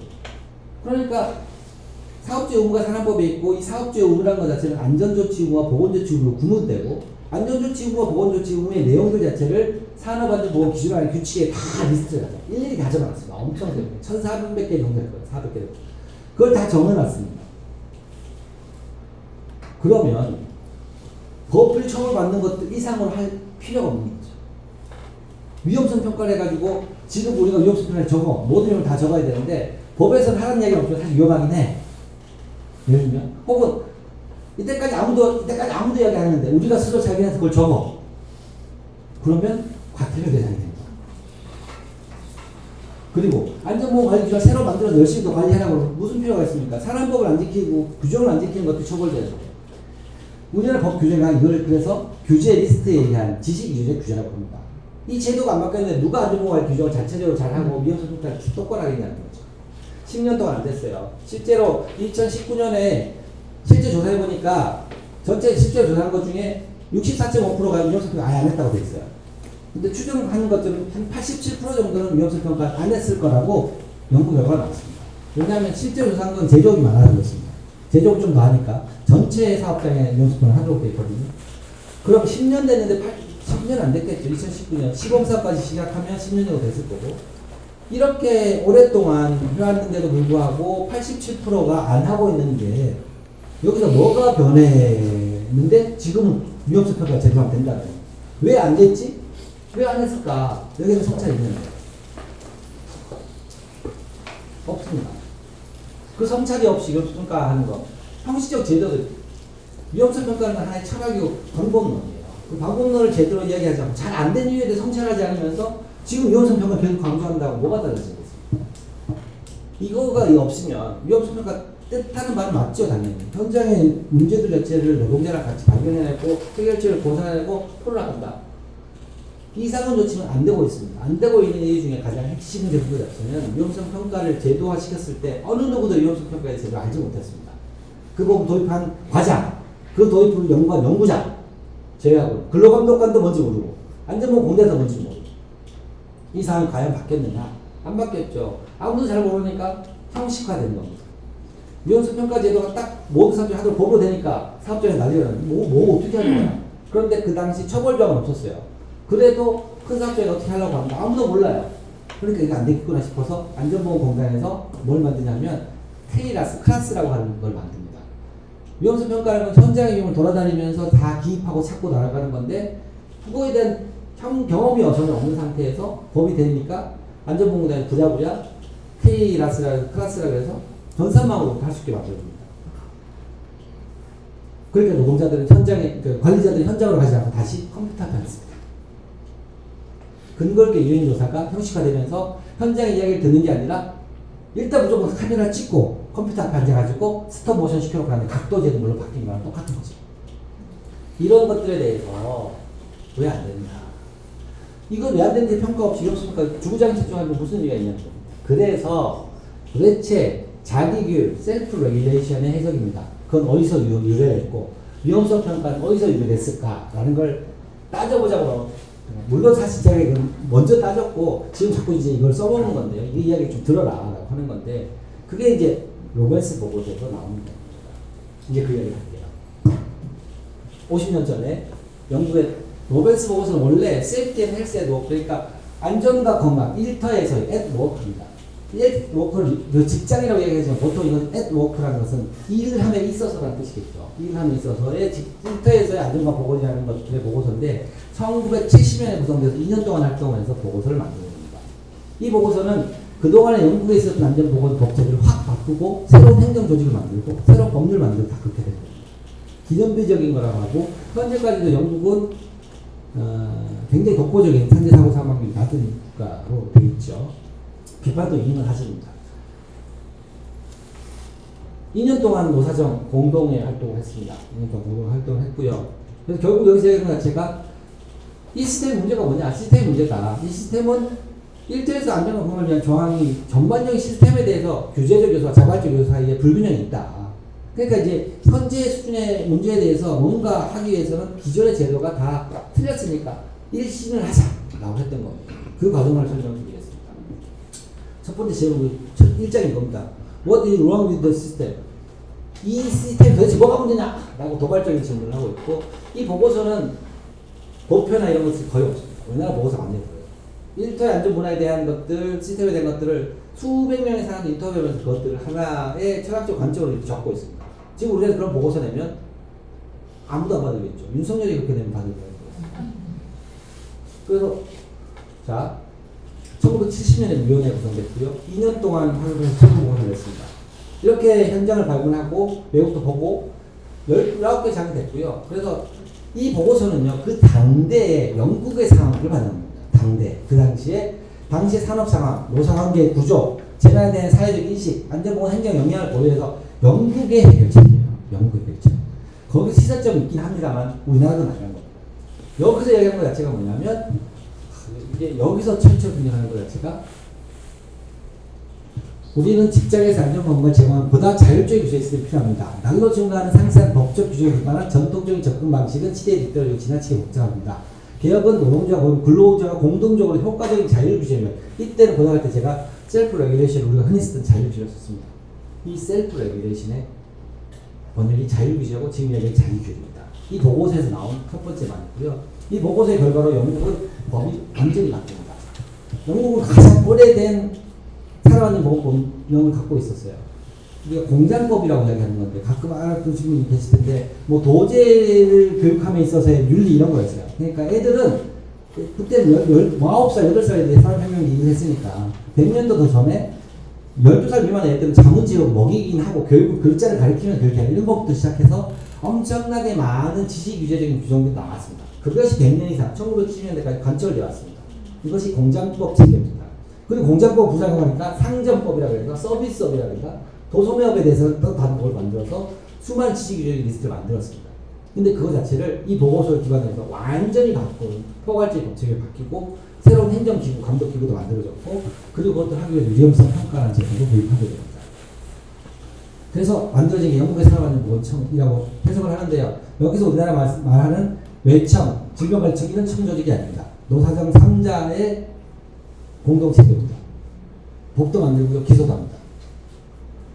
법을 만들어서 통과시키는 의회지만요. 그리고 법률이 바뀝니다. 법률이 바뀌면서 재밌는 거는 세이프티 앤 헬스 앤 워크라는 거 이렇게 보고서 제목이었는데 헬스가 앞으로 왔습니다. 헬스 앤 세이프티 워크라고 해서 법안이 74년에 만들어졌습니다. 그 당시에 70년대 당시에 영국의 산재 사고 사망을 봤을 때 보시면 0.04였습니다. 다른 나라에 비해서 월등하게 산재 사고 사망이 낮았습니다. 한 1000명 정도가 사망했다고요. 지금 우리나라랑 비슷합니다. 왜냐하면 여기 산재 통계는 우리나라에서 포괄하지 않은 걸 다 넣고 있으니까. 우리나라도 지금 600명대, 500명 들어왔다고 했지만 실제로는 1000명대일 수 있습니다. 아까 포괄되지 않은 어선은 다 집어넣으면. 그랬을 겁니다. 985명이었죠. 그때도 마찬가지였습니다. 빅5, 추락, 충돌, 낙하문 이게 전체 운행의 3분의 1 차지했다. 우리나라 비슷하죠? 비슷합니다. 그런데 봤더니만 영국부제 60년 조사해봤더니 보고 대상 중에 40%가 보고가 안 되고 있다. 이야 씨 문제다. 우리나라 비슷하죠. 공장법에 따라 보고된 것들에 비해서 그런데도 불구하고 산재는 자꾸 증가하고 있다. 은폐된 것도 있지만 증가하고 있다. 그래서 20세기 초부터 전체적인 숫자는 줄었지만 실제로는 보면 기존의 규제 방식이 다 했다라고 생각하고 있다. 그 중에 핵심이 뭐냐면 너무 많은 법이 난립하고 있다. 이때 500개 조항인데 우리는 1400개 조항인데 너무 많은 게 있으니까 이것들이 리스트가 특정 사안이 벌어지면 정치적 관심이나 대중 관심을 끄는 산재가 발생하기 위해서는 그 사안 해결 입법들이 의원기처럼 들어온다는 겁니다. 법이 만들어져. 계속. 그러다 보니까 법이 계속 확대되다 보니까 공무원들도 법이 먼저 어떻게 바뀌는지 모르고 기업들도 법이 어떻게 바뀌는지 모른다는 겁니다. 그러니까 이런 것들 때문에 규제가 중첩이 생기기도 하고 공백이 생기기도 한다. 그리고 너무 뒤떨어진 거다. 우리나라 지금 보면 뒤떨어진 잘 알죠. 왜냐하면 서비스업에 대한 얘기 거의 없죠. 제대로 된 게 없죠. 제조업 중심으로 되어 있죠. 그리고 법이란 것 자체가 계속 법을 만들면 어떻게 됩니까? 강력하긴 하죠. 법률을 규정하게 되면. 근데 문제는 뭐냐면 아주 디테일하게 법을 규정할 수가 없습니다. 건설 현장에서 다 사정마다 다 다르죠. 똑같은 제품을 만들어 사업자마다 다 달라요. 그런데 그것을 일정한 수준의 일반화된 원칙을 만드는 것 자체는 어렵죠. 그리고 법으로 만들어진다는 과정은 굉장히 지난합니다.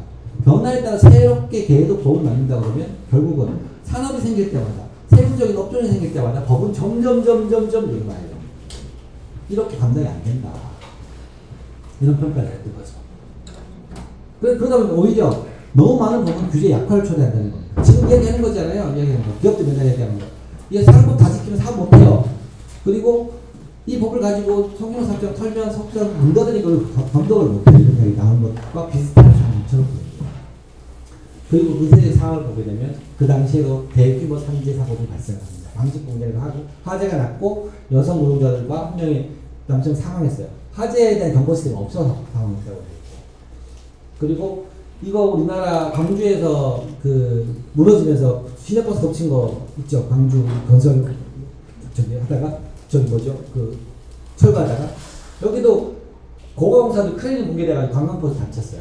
이런 사고도 발생했고요. 그리고 가장 결정적인 사건 중에 하나가 66년에 탄광 에모벤이라는 지역에서 41가 매몰됩니다. 반전 절반 정도 매몰됩니다.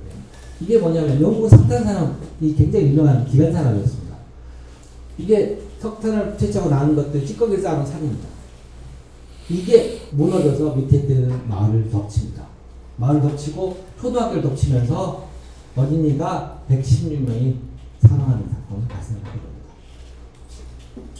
이 당시에 텔레비전들이 집주마다 거의 다 보급된 상태라서 마치 우리가 세월호를 현장에 본 것처럼 이 당시에 사람들이 현장을 다 보게 충격에 받았죠.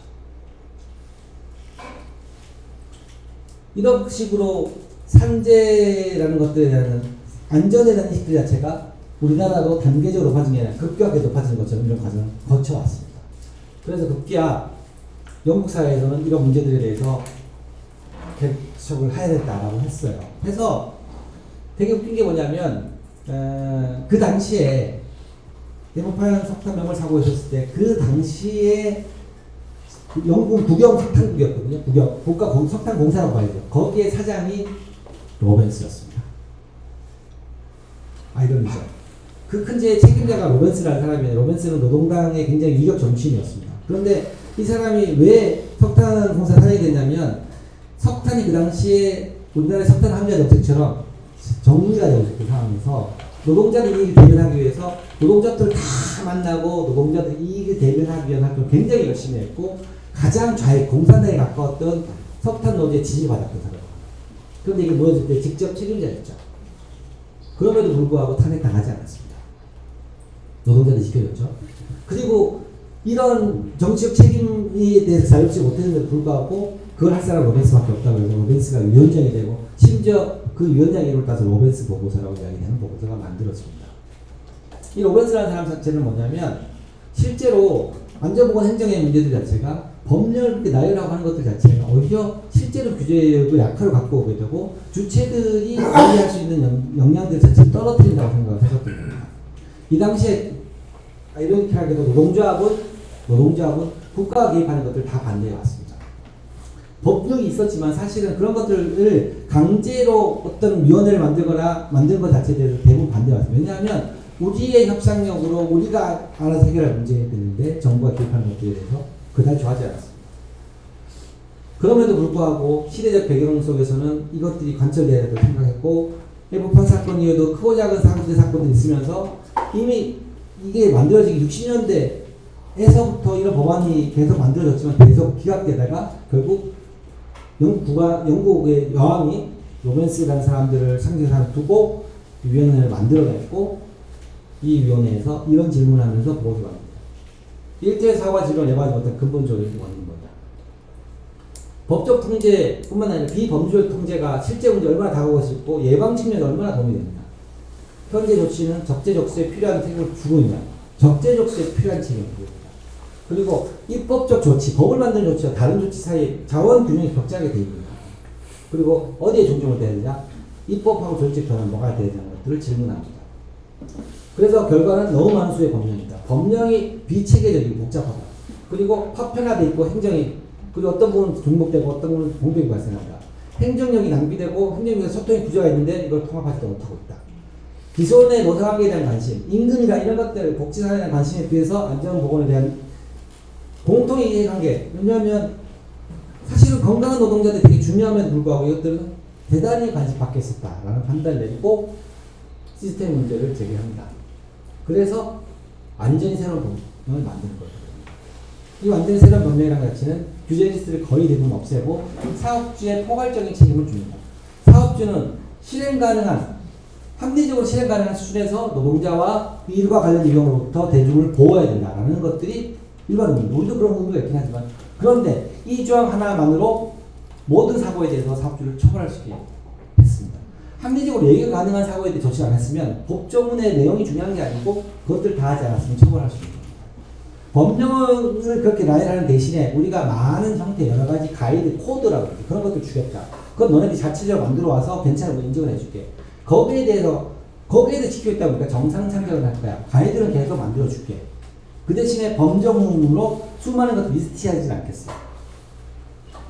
합리적으로 실행 가능한 수준을 최선을 다하지 않으면 책임질 수, 처벌할 수 있어. 이렇게 법이 바뀝니다. 공정법이라는 것들의 지식의 완전히 바뀌게 됩니다. 그래서 이건 넘어갈게요. 이 보고서의 핵심 주질이 자기주의입니다. 셀프 레귤레이션입니다. 그리고 법제를 바꾸고 행정보험 기구를 개편합니다. 결국 여기서 셀프 레귤레이션이라고 하는 것 자체는 뭐냐면 법령이나 외부에 대한 규제도 중요하지만 이것들로부터 법에 강력한 포괄적인 책임을 두고 구체적으로는 셀프란 말은 주체잖아요.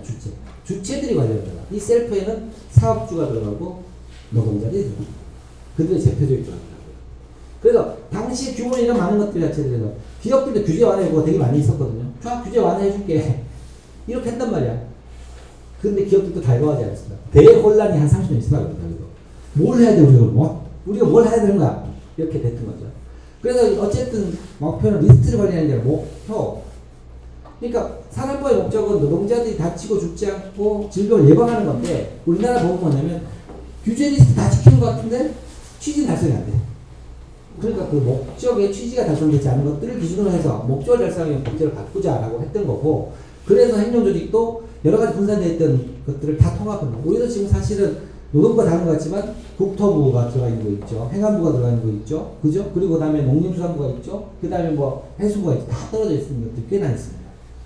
다 HSE로 만듭니다. 통합시키고요. 그래서 통합조직을 만들고 이게 제도적 혼란이 옵니다. 처음에 한 30년 동안. 다들 뭘 어떻게 해야 되는지 모르겠다라고 했을 때 계속 그런 부분들에서 HSE라는 조직기구에서 계속 단계적으로 처음에는 조언하고 지도가 말이 안 듣게 되면은 시정명령을 내리고 그것도 안 되면 처벌하고 처벌도 굉장히 강력하게 처벌하고 이런 식의 단계를 거치면서 계속 설득하고 또 한편으로는 이런 문제를 해결하기 위해서 90년대 이르러서 위험성 평가라는 개념이 자리 잡게 됩니다. 이 위험성 평가는 뭐냐 이거예요. 예전에는 위험성 평가를 뭐로 해? 법령에 있는 거 지키면 되는데 뭘 해야지 겁낼 필요가 없었대요. 근데 법령이 없고 얘기했더니 뭘 제거로 안 하면 다 책임 처벌을 하겠다고 그래요. 그럼 어떻게 돼요? 우리가 현장을 돌릴 수밖에 없는 거죠. 현장을 보고 우리 이만큼 했으니까 이거 괜찮아 라고 인정받을 수 있는 정도의 절차를 거치는 것 자체가 위험성 평가가 돼요. 법 제도와 규제 시스템이 바뀌면서 위험성 평가가 어쩔 수 없이 도입되고 그것들을 자기가 만드는 게 30년이 걸린 거죠. 근데 우리 위험성 평가가 마치 그냥 떨어지면 다 될 것처럼 법제는 그대로 아닙니까? 그렇죠? 뒤에 설명드릴 텐데요. 이런 겁니다. 또 한 가지 봐야 될 것 자체는 뭐냐면 영국의 정치 체계입니다. 1945년대 2차 세계대전 제일 유명한 게 처칠 아닙니까? 2차 대전을 승리에 이끌었던 처칠이 첫 번째 전쟁 직후에 패배를 합니다. 노동당 패배한 것 자체가 전쟁 와중에 있었던 빌버리지 보고서라고 해서 복지 사안의 여러 가지 제도들을 제안했던 것들을 내세우면서 처칠을 무너뜨리고 전승한 처칠 무너뜨리고 노동당이 집권했어요. 그러다가 얼마 안 가서 다시 보수당이 집권하죠. 그런데 그 당시에 아까 말했던 키스를 광적하게 화재 사건이 났고 고가도로가 무너져가지고 덮치고 이런 사건들이 계속 발생을 합니다. 그 와중에 64년에는 다시 또 노동당 정부가 승리를 합니다. 이 노동당 정권 아래에서 애법판 사건이 나타났습니다. 그래서 영국판 세월호가 된 거죠. 그리고 또 뭐 가구공장 화재 이런 것도 발생했죠. 그래서 1970년에 로벤스 위원회가 영국의 여왕명으로 만들어졌죠. 그래서 만들어지고 얼마 안 돼서 보수당이 다시 총선을 승리합니다. 우리는 그러면 이 위원회는 날아가겠죠. 그런데 작동을 계속합니다. 보수당 정권에서 계속 이야기가 되고 최종 보고서 보수당 정권 하에서 들어옵니다. 나왔어요. 그리고 보수당 정권 하에서 노동당 정권 때 만들어진 위원회에서 만들어진 보고서에 기반해서 법안을 개혁합니다. 산업법이 완전히 바뀐 거죠. 그리고 또 74년에는 다시 또 민주당이 집권합니다. 그럼에도 불구하고 보수당 정권에 만든 법안에 근거해서 안전보건청을 만듭니다. 정치가 작동을 한다는 건 이런 겁니다. 혹은 정치를 초월한 안전보건이 영국 사회에서 작동했던 겁니다. 그런데 우리는 이게 과연 가능할 것이냐. 1년짜리 사업 발주해가지고 무슨 뭐가 나오겠습니까? 이것들을 다 감안을 해서 로맨스 법에서 이해하고 봐야 된다는 겁니다. 여기서 나온 게 셀프 레귤레이션, 자기규율입니다. 여기서 나온 겁니다. 그리고 그 과정 속에서 법제가 바뀌고 행정의 법령이 바뀌니까 리스크 어세스먼트라고 위험성을 수술해야 될 수밖에 없게 나왔다는 거죠. 그래서 지금 보시면 현재 상황이 재령사가 그대로다. 여전히 그대로다. 영국에 지금 이게 1921년, 22년 거쳐서 123명의 노동자가 사망했습니다. 우리나라는 800명. 그리고 비율은 비슷합니다. 이게 제일 많은 재해들 자체가 떨어지고 이런 거예요. 그런데 실제적인 건수 자체가 압도적으로 적은 거죠. 비율은 비슷하지만. 우리나라도 이제 영국의 상황들하고 비슷한. 아까 말씀드린 법 제도의 그 불균형들 말씀드렸잖아요. 그런 현상이 그대로 있고. 영국의 애법판 사건이 안전보건에 대한 충격적인, 비약적인 인식을 바꿔왔다 그런다면 우리나라는 이렇게 노동자들의 사망한 노동자들의 명단을 놨던 일면 신문이 나온 것이 정말 획기적인 거죠. 그 배경에는 세월호 사건이 있었습니다. 안전보건 문제에 대해서 완전히 달라졌던 부분이죠. 그 이후에 노동자들에 대한 개선의 문제들까지 넘어갑니다. 이건 일반 사회 안전에 대한 문제였는데 세월을 보면서 이렇게 전까지 이렇게 된 생각이 있단 말이에요. 그 전에도 노동자는 죽었는데 야 건물을 63빌딩 올리는데 어떻게 그 큰 건물을 올리는데 노동자 한 명 안 죽을 수 있냐. 88 올림픽 고속도로 뜨는데 어떻게 노동자 안 죽을 수 있어. 우리나라 수출 입국을 해야 되고 기계를 맨날 프레스 기계를 돌려야 돼서 수출에 돈 벌어야 되는데 손가락 한 줄이 어떻게 안 잘리겠어? 다 이렇게 생각했던 거죠. 그러다가 세월호를 눈앞에 보면 우리 그렇게 생각하기 시작합니다. 아 이게 그냥 사람이 죽는 게 아니구나. 마땅히 작동해야 될 시스템이 작동 안 하니까 죽는 거구나. 지켜야 될 거 지켰어야 돼요. 평형수도 안 채웠고 과적했으면 감독 문제가 됐어야 되죠. 그걸 감독할 기구가 작동 안 했어요. 또 문제가 발생하고 난 다음에 그것들을 처리할 국가적 프로토콜이 작동 안 했다. 라는 것들로 생태 같은 애들이 죽임을 다 했구나라고 생각을 하게 되는 거죠. 시스템의 문제가 크다는 걸 느끼게 됩니다. 그러면서 그 다음에 노동자 산재 문제들도 계속 사회적 관심에 올라오게 되는 거죠. 그래서 공장의 실명, 지하철 긴문, 이때가 처음이었을 겁니다. 노동자들의 죽음에 일반 시민들이 고초를 바치고 사회화된 것 자체는 아마 보기 드문 거죠. 구역에 다 이런 노동자들이 일반 시민들이 그리워왔죠. 세월호 이후 사건. 그리고 홍수연 양의 사망 사건, 그다음 삼가스 공장에 있었던 김민호 군 사망 사건, 급기야 김용균의 사망까지 이렇게 사회적 인식들이 산재까지 들어오기 시작한 겁니다. 그걸 바탕으로 해서 20년 동안 한 번밖에 안 바뀌었죠. 최초로 산업법이 81년에 만들어지고 90년에 1차 정부 개정되고 난 다음에 최초로 개정된 것 자체도 이런 우리나라의 사회적 배경입니다. 영국 사회와 비슷하게 인식들은 높아져 있다는 겁니다. 여전히 이런 문제들이 계속 증가되고, 그래서 결국 급기야 우리나라도 제도 인식에 대해서 산업법을 바꿔서 김영민법을 만들었는데 여전히 산업 노동자들이 보호되지 못하고 있더라. 안 되겠다.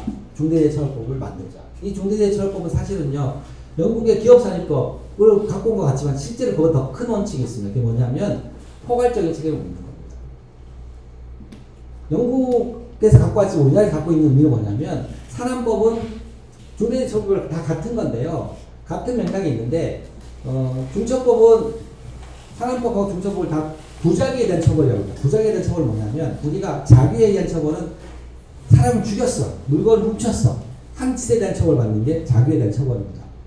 부작위에 대한 처벌은 뭐냐면 마땅히 해야 될 거 안 해가지고 문제가 발생하는 거예요. 부작위에 대한 처벌이라고 합니다. 산업법도 마찬가지고 중처법도 마찬가지입니다. 그런데 산업법은 해야 될 걸 다 규정해놨습니다. 세부적으로 다 규정해놨고 산업안전보건 규정을 안 지키면, 그리고 작동 방식은 누가 안 했어, 안 한 사람들 찾아서 그 사람 대부분 보면 공여 노동자, 관리감독자 이런 사람들이겠죠. 거꾸로 올라갑니다. 그래서 공장 규모가 커지면 어떻게 그까지 관리책을 물을 수 있어? 못 물어. 그래서 사업주들은 책임지지 않고 법조문만 지키면 사업주 업무를 다 하는 거였습니다. 근데 중저법은 뭐냐? 부작위는 처벌이긴 하지만 희한하게도 우리나라의 법체계에 없는 뭐냐? 일단 중대재해가 발생해야 돼요. 산업법은 문제가 발생하지 않으면 처벌할 수 있습니다. 그런데 발생하고 나면 처벌 규정도 뭐 7년에 5억 이렇게 비싸요. 그런데 중처법은 뭐냐? 발생을 해야 돼요. 중대재해가 발생해야만 작동을 하는 겁니다. 그 대신에 발생하자마자 처벌 대상이 누굽니까? 괜찮습니다. 그리고 뭘 그 지금 처벌을 해? 안전보건 관리 체계를 구성하고 잘 돌리지 않으면 처벌하겠어. 라는 게 포괄적인 이야기가 됩니다. 이런 변화가 있기 시작하게 되는 거죠. 그러면서 이런 문제들에 대해서 고민하게 된 거다. 그 이전에는 우리나라에서는 모든 산업안전보건 제도가, 제가 10분 내로 마치겠습니다. 길어졌네요. 모든 산업안전보건 제도가 위험을 드러내는 방식이 아닙니다. 작업환경 측정, 건강진단 할 때요, 거기에 왜 사업주가 돈 내고 하는 줄 아세요? 우리 회사 괜찮아를 보여주고 있습니다. 해봐, 봐라, 우리 괜찮잖아. 우리 측정이 낮아, 괜찮아. 이걸 보여주기 위한 것 자체가 대부분의 산업안전보건 법제도였습니다. 그런 문화 속에서 위험성 평가는 뭡니까? 문제를 드러내라고 해요. 현장에 의견 다 적어서 드러내라고 했습니다. 그런데 이렇게 우리 회사가 문제가 없는 걸 보여주기 위한 제도로서 자리 잡았던 여러 가지 각종의 보고서들이 난무화된 시대에서 갑자기 위험성 평가 제도를 작동할 것인가? 법은 그대로인데? 그나마 이제 작동하는 것 자체가 중처법이라는 것 때문에 위험성 평가를 볼 수밖에 없게 된 거죠. 왜냐하면 여러 가지 문제들에 대해서 제대로 안전보건 체계 제도를 구성했냐, 제대로 뭐 어떻게 됐냐를 보려고 하면 위험성 평가를 보는 것 자체가 가장 맞겠죠. 왜냐하면 현장 이놈들 잘 드러내고 위험성 평가를 똑바로 한다는 말은 안전보건 체계가 잘 돌아가야 되는 문제니까. 그런데 현실의 인식이 어떻게 됩니까? 위험성 평가에다가 변자료를 다 적게 되면 그것이 빌미가 돼서 사업자가 처벌될 수 있으니까 위험성 평가를 대충하라는 이야기들이 돌아가게 되는 거죠. 이러한 문제들이 계속 돌아오고 있습니다. 이게 지금 한국의 현실입니다. 안전보건법에서 중대재해처벌법이 바뀌는 의미가 충분히 있지만, 그렇다고 해서 이런 것 자체로 사실 원래적인 문제로 위험성 평가 똑바로 되고 자율적인 안전보건 체계가 돌아갈 것이냐? 안 돌아간다는 거예요. 오히려 중처법을 약화시키라고 했잖아요. 그나마 중처법이 지탱하고 있는 포괄적인 책임에 대해서 약화시키라고 있으면서 자꾸 자기들을 이야기하고 있습니다. 이건 규제 완화입니다. 그래서 이 변화의 조짐이 중처법을 왔고, 이 중처법 여러 가지 이 안전보건 관리 체계를 안 하면 처벌할 수 있다는 포괄적인 규정이 상당히 기업들은 압력이 된 거죠. 전에 기업들이 오베스 보고서에 의하면서 선진적인 제도를 발표하기 위해서는 우리나라에 너무 많은 법조문을 주지 말고 포괄적으로 가야 된다 이렇게 놓고 포괄적인 중대재해처벌 나타나니까 난리 난 거죠. 결국은 기업의 사업주가 처벌받지 않을 방법으로서의 규제 완화를 이야기했던 거지, 실제 안전보건을 높이기 위한 포괄적인 규정, 법규 선이라는 법규를 요청했다는 건 아니라는 거죠. 중처법이 그래서 논란이 되는 겁니다. 지금 그들한테. 그래서 이런 이야기들이 그런데 아주 변화적이 없는 거예요. 산안법 판결도 바뀌고 있습니다. 예전에 산안법은 중처법 있기 전에는 안전보건 관리 규정에 있는 거 다 지켰으면 무죄 했는데 삼성중공 크레인 사건이 2021년에 선고가 났는데요. 해당 안전보건 비추어가 한 일정한 조치가 있었다. 다 지켰단 말입니다. 그럼에도 불구하고 구체적 실태에 비추어 예상 가능한 산업재해 예방할 수 정도로 안 당하면 처벌한다고 나왔습니다. 획기적인 판결. 포괄적인 것들 있는 것만 책임지다 되는 게 아니다라는 거죠. 그러면 이제 이런 것들이 계속 관철된다 그러면 기업도 이제 위험성 기업을 똑바로 해야겠구나 라는 것이 될 텐데 지금 정부의 기준은 그렇지 않다는 겁니다. 역전하고 있죠. 맞는 말이다. 자기 규율 리스크가 쓰는 평가를 많이 받지만 법제랑 시스템의 개조 전망이 없으면서 이것은 작동하지 않을 것이다 라는 겁니다. 이것들을 작동하게 만들기 위해서는 자기 규율이라는 것 자체가 사업체 선의에 기반할 수는 없습니다. 그래서 법 원리를 바꾸어야 되는 거고, 지금의 상황에 있어서는 먼저 해야 될 자체가 제도를, 아까 얘기했잖아요. 노동자가 위험해지면 사업주도 위험해지겠다. 이런 것들로 가도록 예방조치를 할 수 있도록 사회적 분위기를 만들고 가야 권례적 의미의 자유도 가능해져야 되는 거죠. 지금 법제를 그대로 두게 되면 현재의 자유 규제는 규제 완화로 연결될 수밖에 없다는 겁니다. 영국의 50년의 경험들이 우리나라에서 아무런 경험과 역사적인 그런 통찰적인 성찰이 없으면서 될 일이 만무하다는 겁니다. 그래서 제대로 된 위험성 평가가 돼야 자기 유익도 되는데, 제대로 된 위험성 평가가 되려면 제일 중요한 건 있는 위험 그대로 적어낼 수 있게 만들어야 돼요. 근데 지금에서 누가 있는 위험 그대로 적겠습니까? 있는 위험 그대로 적어놓으면 과태료! 이렇게 되는데, 그런데 위험성 평가는 있는 위험 그대로 다 적으라고요. 이런 이유 대원이 어디 있습니까? 어떤 태도를 취했을 것인가? 있는 위험을 다 적어냈을 때 행정은 어떤 역할을 하고 이것들을 개선할 수 있고 어떻게 여지를 줄 것인가에 대한 답도 없어요. 그래서 저는 사실 위험성 평가를 안 하는 것들을 처벌해야 된다는 것들에 동의는 저는 합니다. 처벌하면 시행이 높아질 겁니다. 그렇지만 시행이 높아진다고 똑바로 하게 될 것이냐, 다른 문제라고 생각해요. 그래서 이런 안전보건 행정의 역량, 법제를 정비하고 규정을 새로 만들고, 제일 중요한 거는 노동자들을 관리의 대상으로 보는 게 아니라 주체로 인정하는 것들로부터 출발해야만 이것들이 작동할 수 있다는 겁니다. 노동조합과 노동자를 인정하지 않으면서 무슨 자격을 하겠다는, 이건 어불성설이라고 제가 어불성설입니다. 위험성 평가의 주체로 노동자들이 참여할 수 있는 걸로 실현될 수밖에 없는 거예요. 이것들이 안 된다 그러면 자기규율이라는 것들 중에 셀프는 오로지 사업주만 갖고 있는 겁니다. 그러면 자기규율은 규제 완화합니다. 제일 중요한 거 위험성 평가, 복잡한 이야기 안 하고 제일 간단하게 이야기하면 위험성 평가일 겁니다. 현장의 노동자들이 발견한 위험들이 상향이 전달되는 데 있어서 대응 책임자에 전달되는 과정에 어떠한 걸림돌도 없어야 되고 어떠한 장애물이 없도록 만드는 것 자체가 위험성 평가입니다. 현장에 발견된 것 자체가 스스로 자기 검열에 걸려서 함기거나 감추거나 보고 안 하는 게 아니라 위험이 발견돼서 상향식으로 전달되는 과정에 걸림돌이 없도록 만들어지는 게 위험성 평가입니다. 그리고 위험성 평가는 그 다음 2단계는 뭐냐면, 그렇게 확인된 위험들 자체가 밑으로 내려와서 하청의 제 말단까지, 생산 라인의 제 끝단까지도 노동자들을 보호할 수 있게 돼야 위험성 평가입니다. 쉽게 이야기하면 그게 위험성 평가예요. 그렇게 하려는 것 자체들이 가능하려고 그러면 현재적인 상황에서 노동조합을 운영하지 않고 건설 노동자들 노동조합 조합하고 그렇게 노동조합을 악마하면서 어떻게 안전이 확보되겠습니까? 작업중지권 어떻게 작동하겠습니까? 문제들을 위험하게 전달하는 데 있어서 엄청나게 이윤이 왔다 갔다 하는 상황 속에 한 개별 노동자가 자신의 생계를 걸고 위험을 드러낸다? 가능하지 않습니다. 작업 중지한다? 가능하지 않습니다. 노동조합의 조직을 대표해서 그런 문제들이 해결될 수 있는 거죠. 노동조합이 된 이유는 개별 관계에서 한 근로자가 사장님하고 맞닿아 있을 수 없기 때문에 노동조합의 조직의 대표로 맞닿아 뜨게 만들어내는 거죠. 위험을 전달하는 과정에서도 마찬가지입니다. 위험을 전달하는 과정에서 나 혼자 이빨로 소리 하게 되면, 야, 지금 위험성 평가에 중요하게 얘기하는 게 아차 사고도 다 관리하는 거거든요. 그런데 이런 상황 속에서 노동자가 위험했어. 근데 사고 났어. 이거를 보고한다. 나지도 않은 사고를 가지고 보고하려고 해? 이렇게 나오는 거죠. 이런 상황 속에서 노동조합을 타다보고 위험을 상향적으로 전달하는 데서 여러 가지 장애물이 점점 쌓이는 순간에 위험성 평가는 불가능하고 자기 예방 체계도 불가능한 거다. 그래서 저는 이런 문제들에 대해서 생각할 때 우리나라가 그냥 미용수평가 그냥 노동부에 던진다고 되는 게 아니라 이 시스템에 뭐가 문제인지 질문을 던지기 시작하고 아주 시스템에 대한 성찰적 재검토를 1년이 걸린 2년의 개념이 정치가 작동하고 쭉 갖고 만들어 가야 된다. 노사장 이런 문제에 대해서 이야기를 제대로 할 수 있어야 된다는 거죠. 이런 내용을 검토해야 되고요. 철학부터 바뀌어야 되는 것이고요. 그리고 행정과 입법의 효용이라든가 이런 것들 재구성을 해야 된다는 거죠. 그리고 결국은 정치의 문제입니다. 작동하는 정치의 역할이 사회적 합의를 높여야 되는 거고요. 또 한 가지는 우리나라 인식의 사회 안전부분에 대한 인식은 높아졌지만 제도는 계속 지체되고 있어요. 이거 자체는 인식의 현실로 작동하기 위해서 없었던 것들도 만들 수 있어야 되고 하는 제도도 상상력까지 필요한 겁니다. 그리고 오래된 문제에 대한 성찰은 오랜 시간이 걸립니다. 어느 날 노동부에서 이렇게 로드맵을 만들었다고 그렇겠지 않습니다. 제가 제 약속을 지켜 열심히 떠든다는 약속을 지켰습니다. 사실 너무 큰 주제고 너무 많은 내용이라서 여러분들 잘 전달됐을지 모르겠습니다만 제가 드리고 싶은 말씀은 이 정도로 해서 정리하겠습니다. 1시간 반이 넘는 시간을 이렇게 들어주셔서 대단히 감사합니다.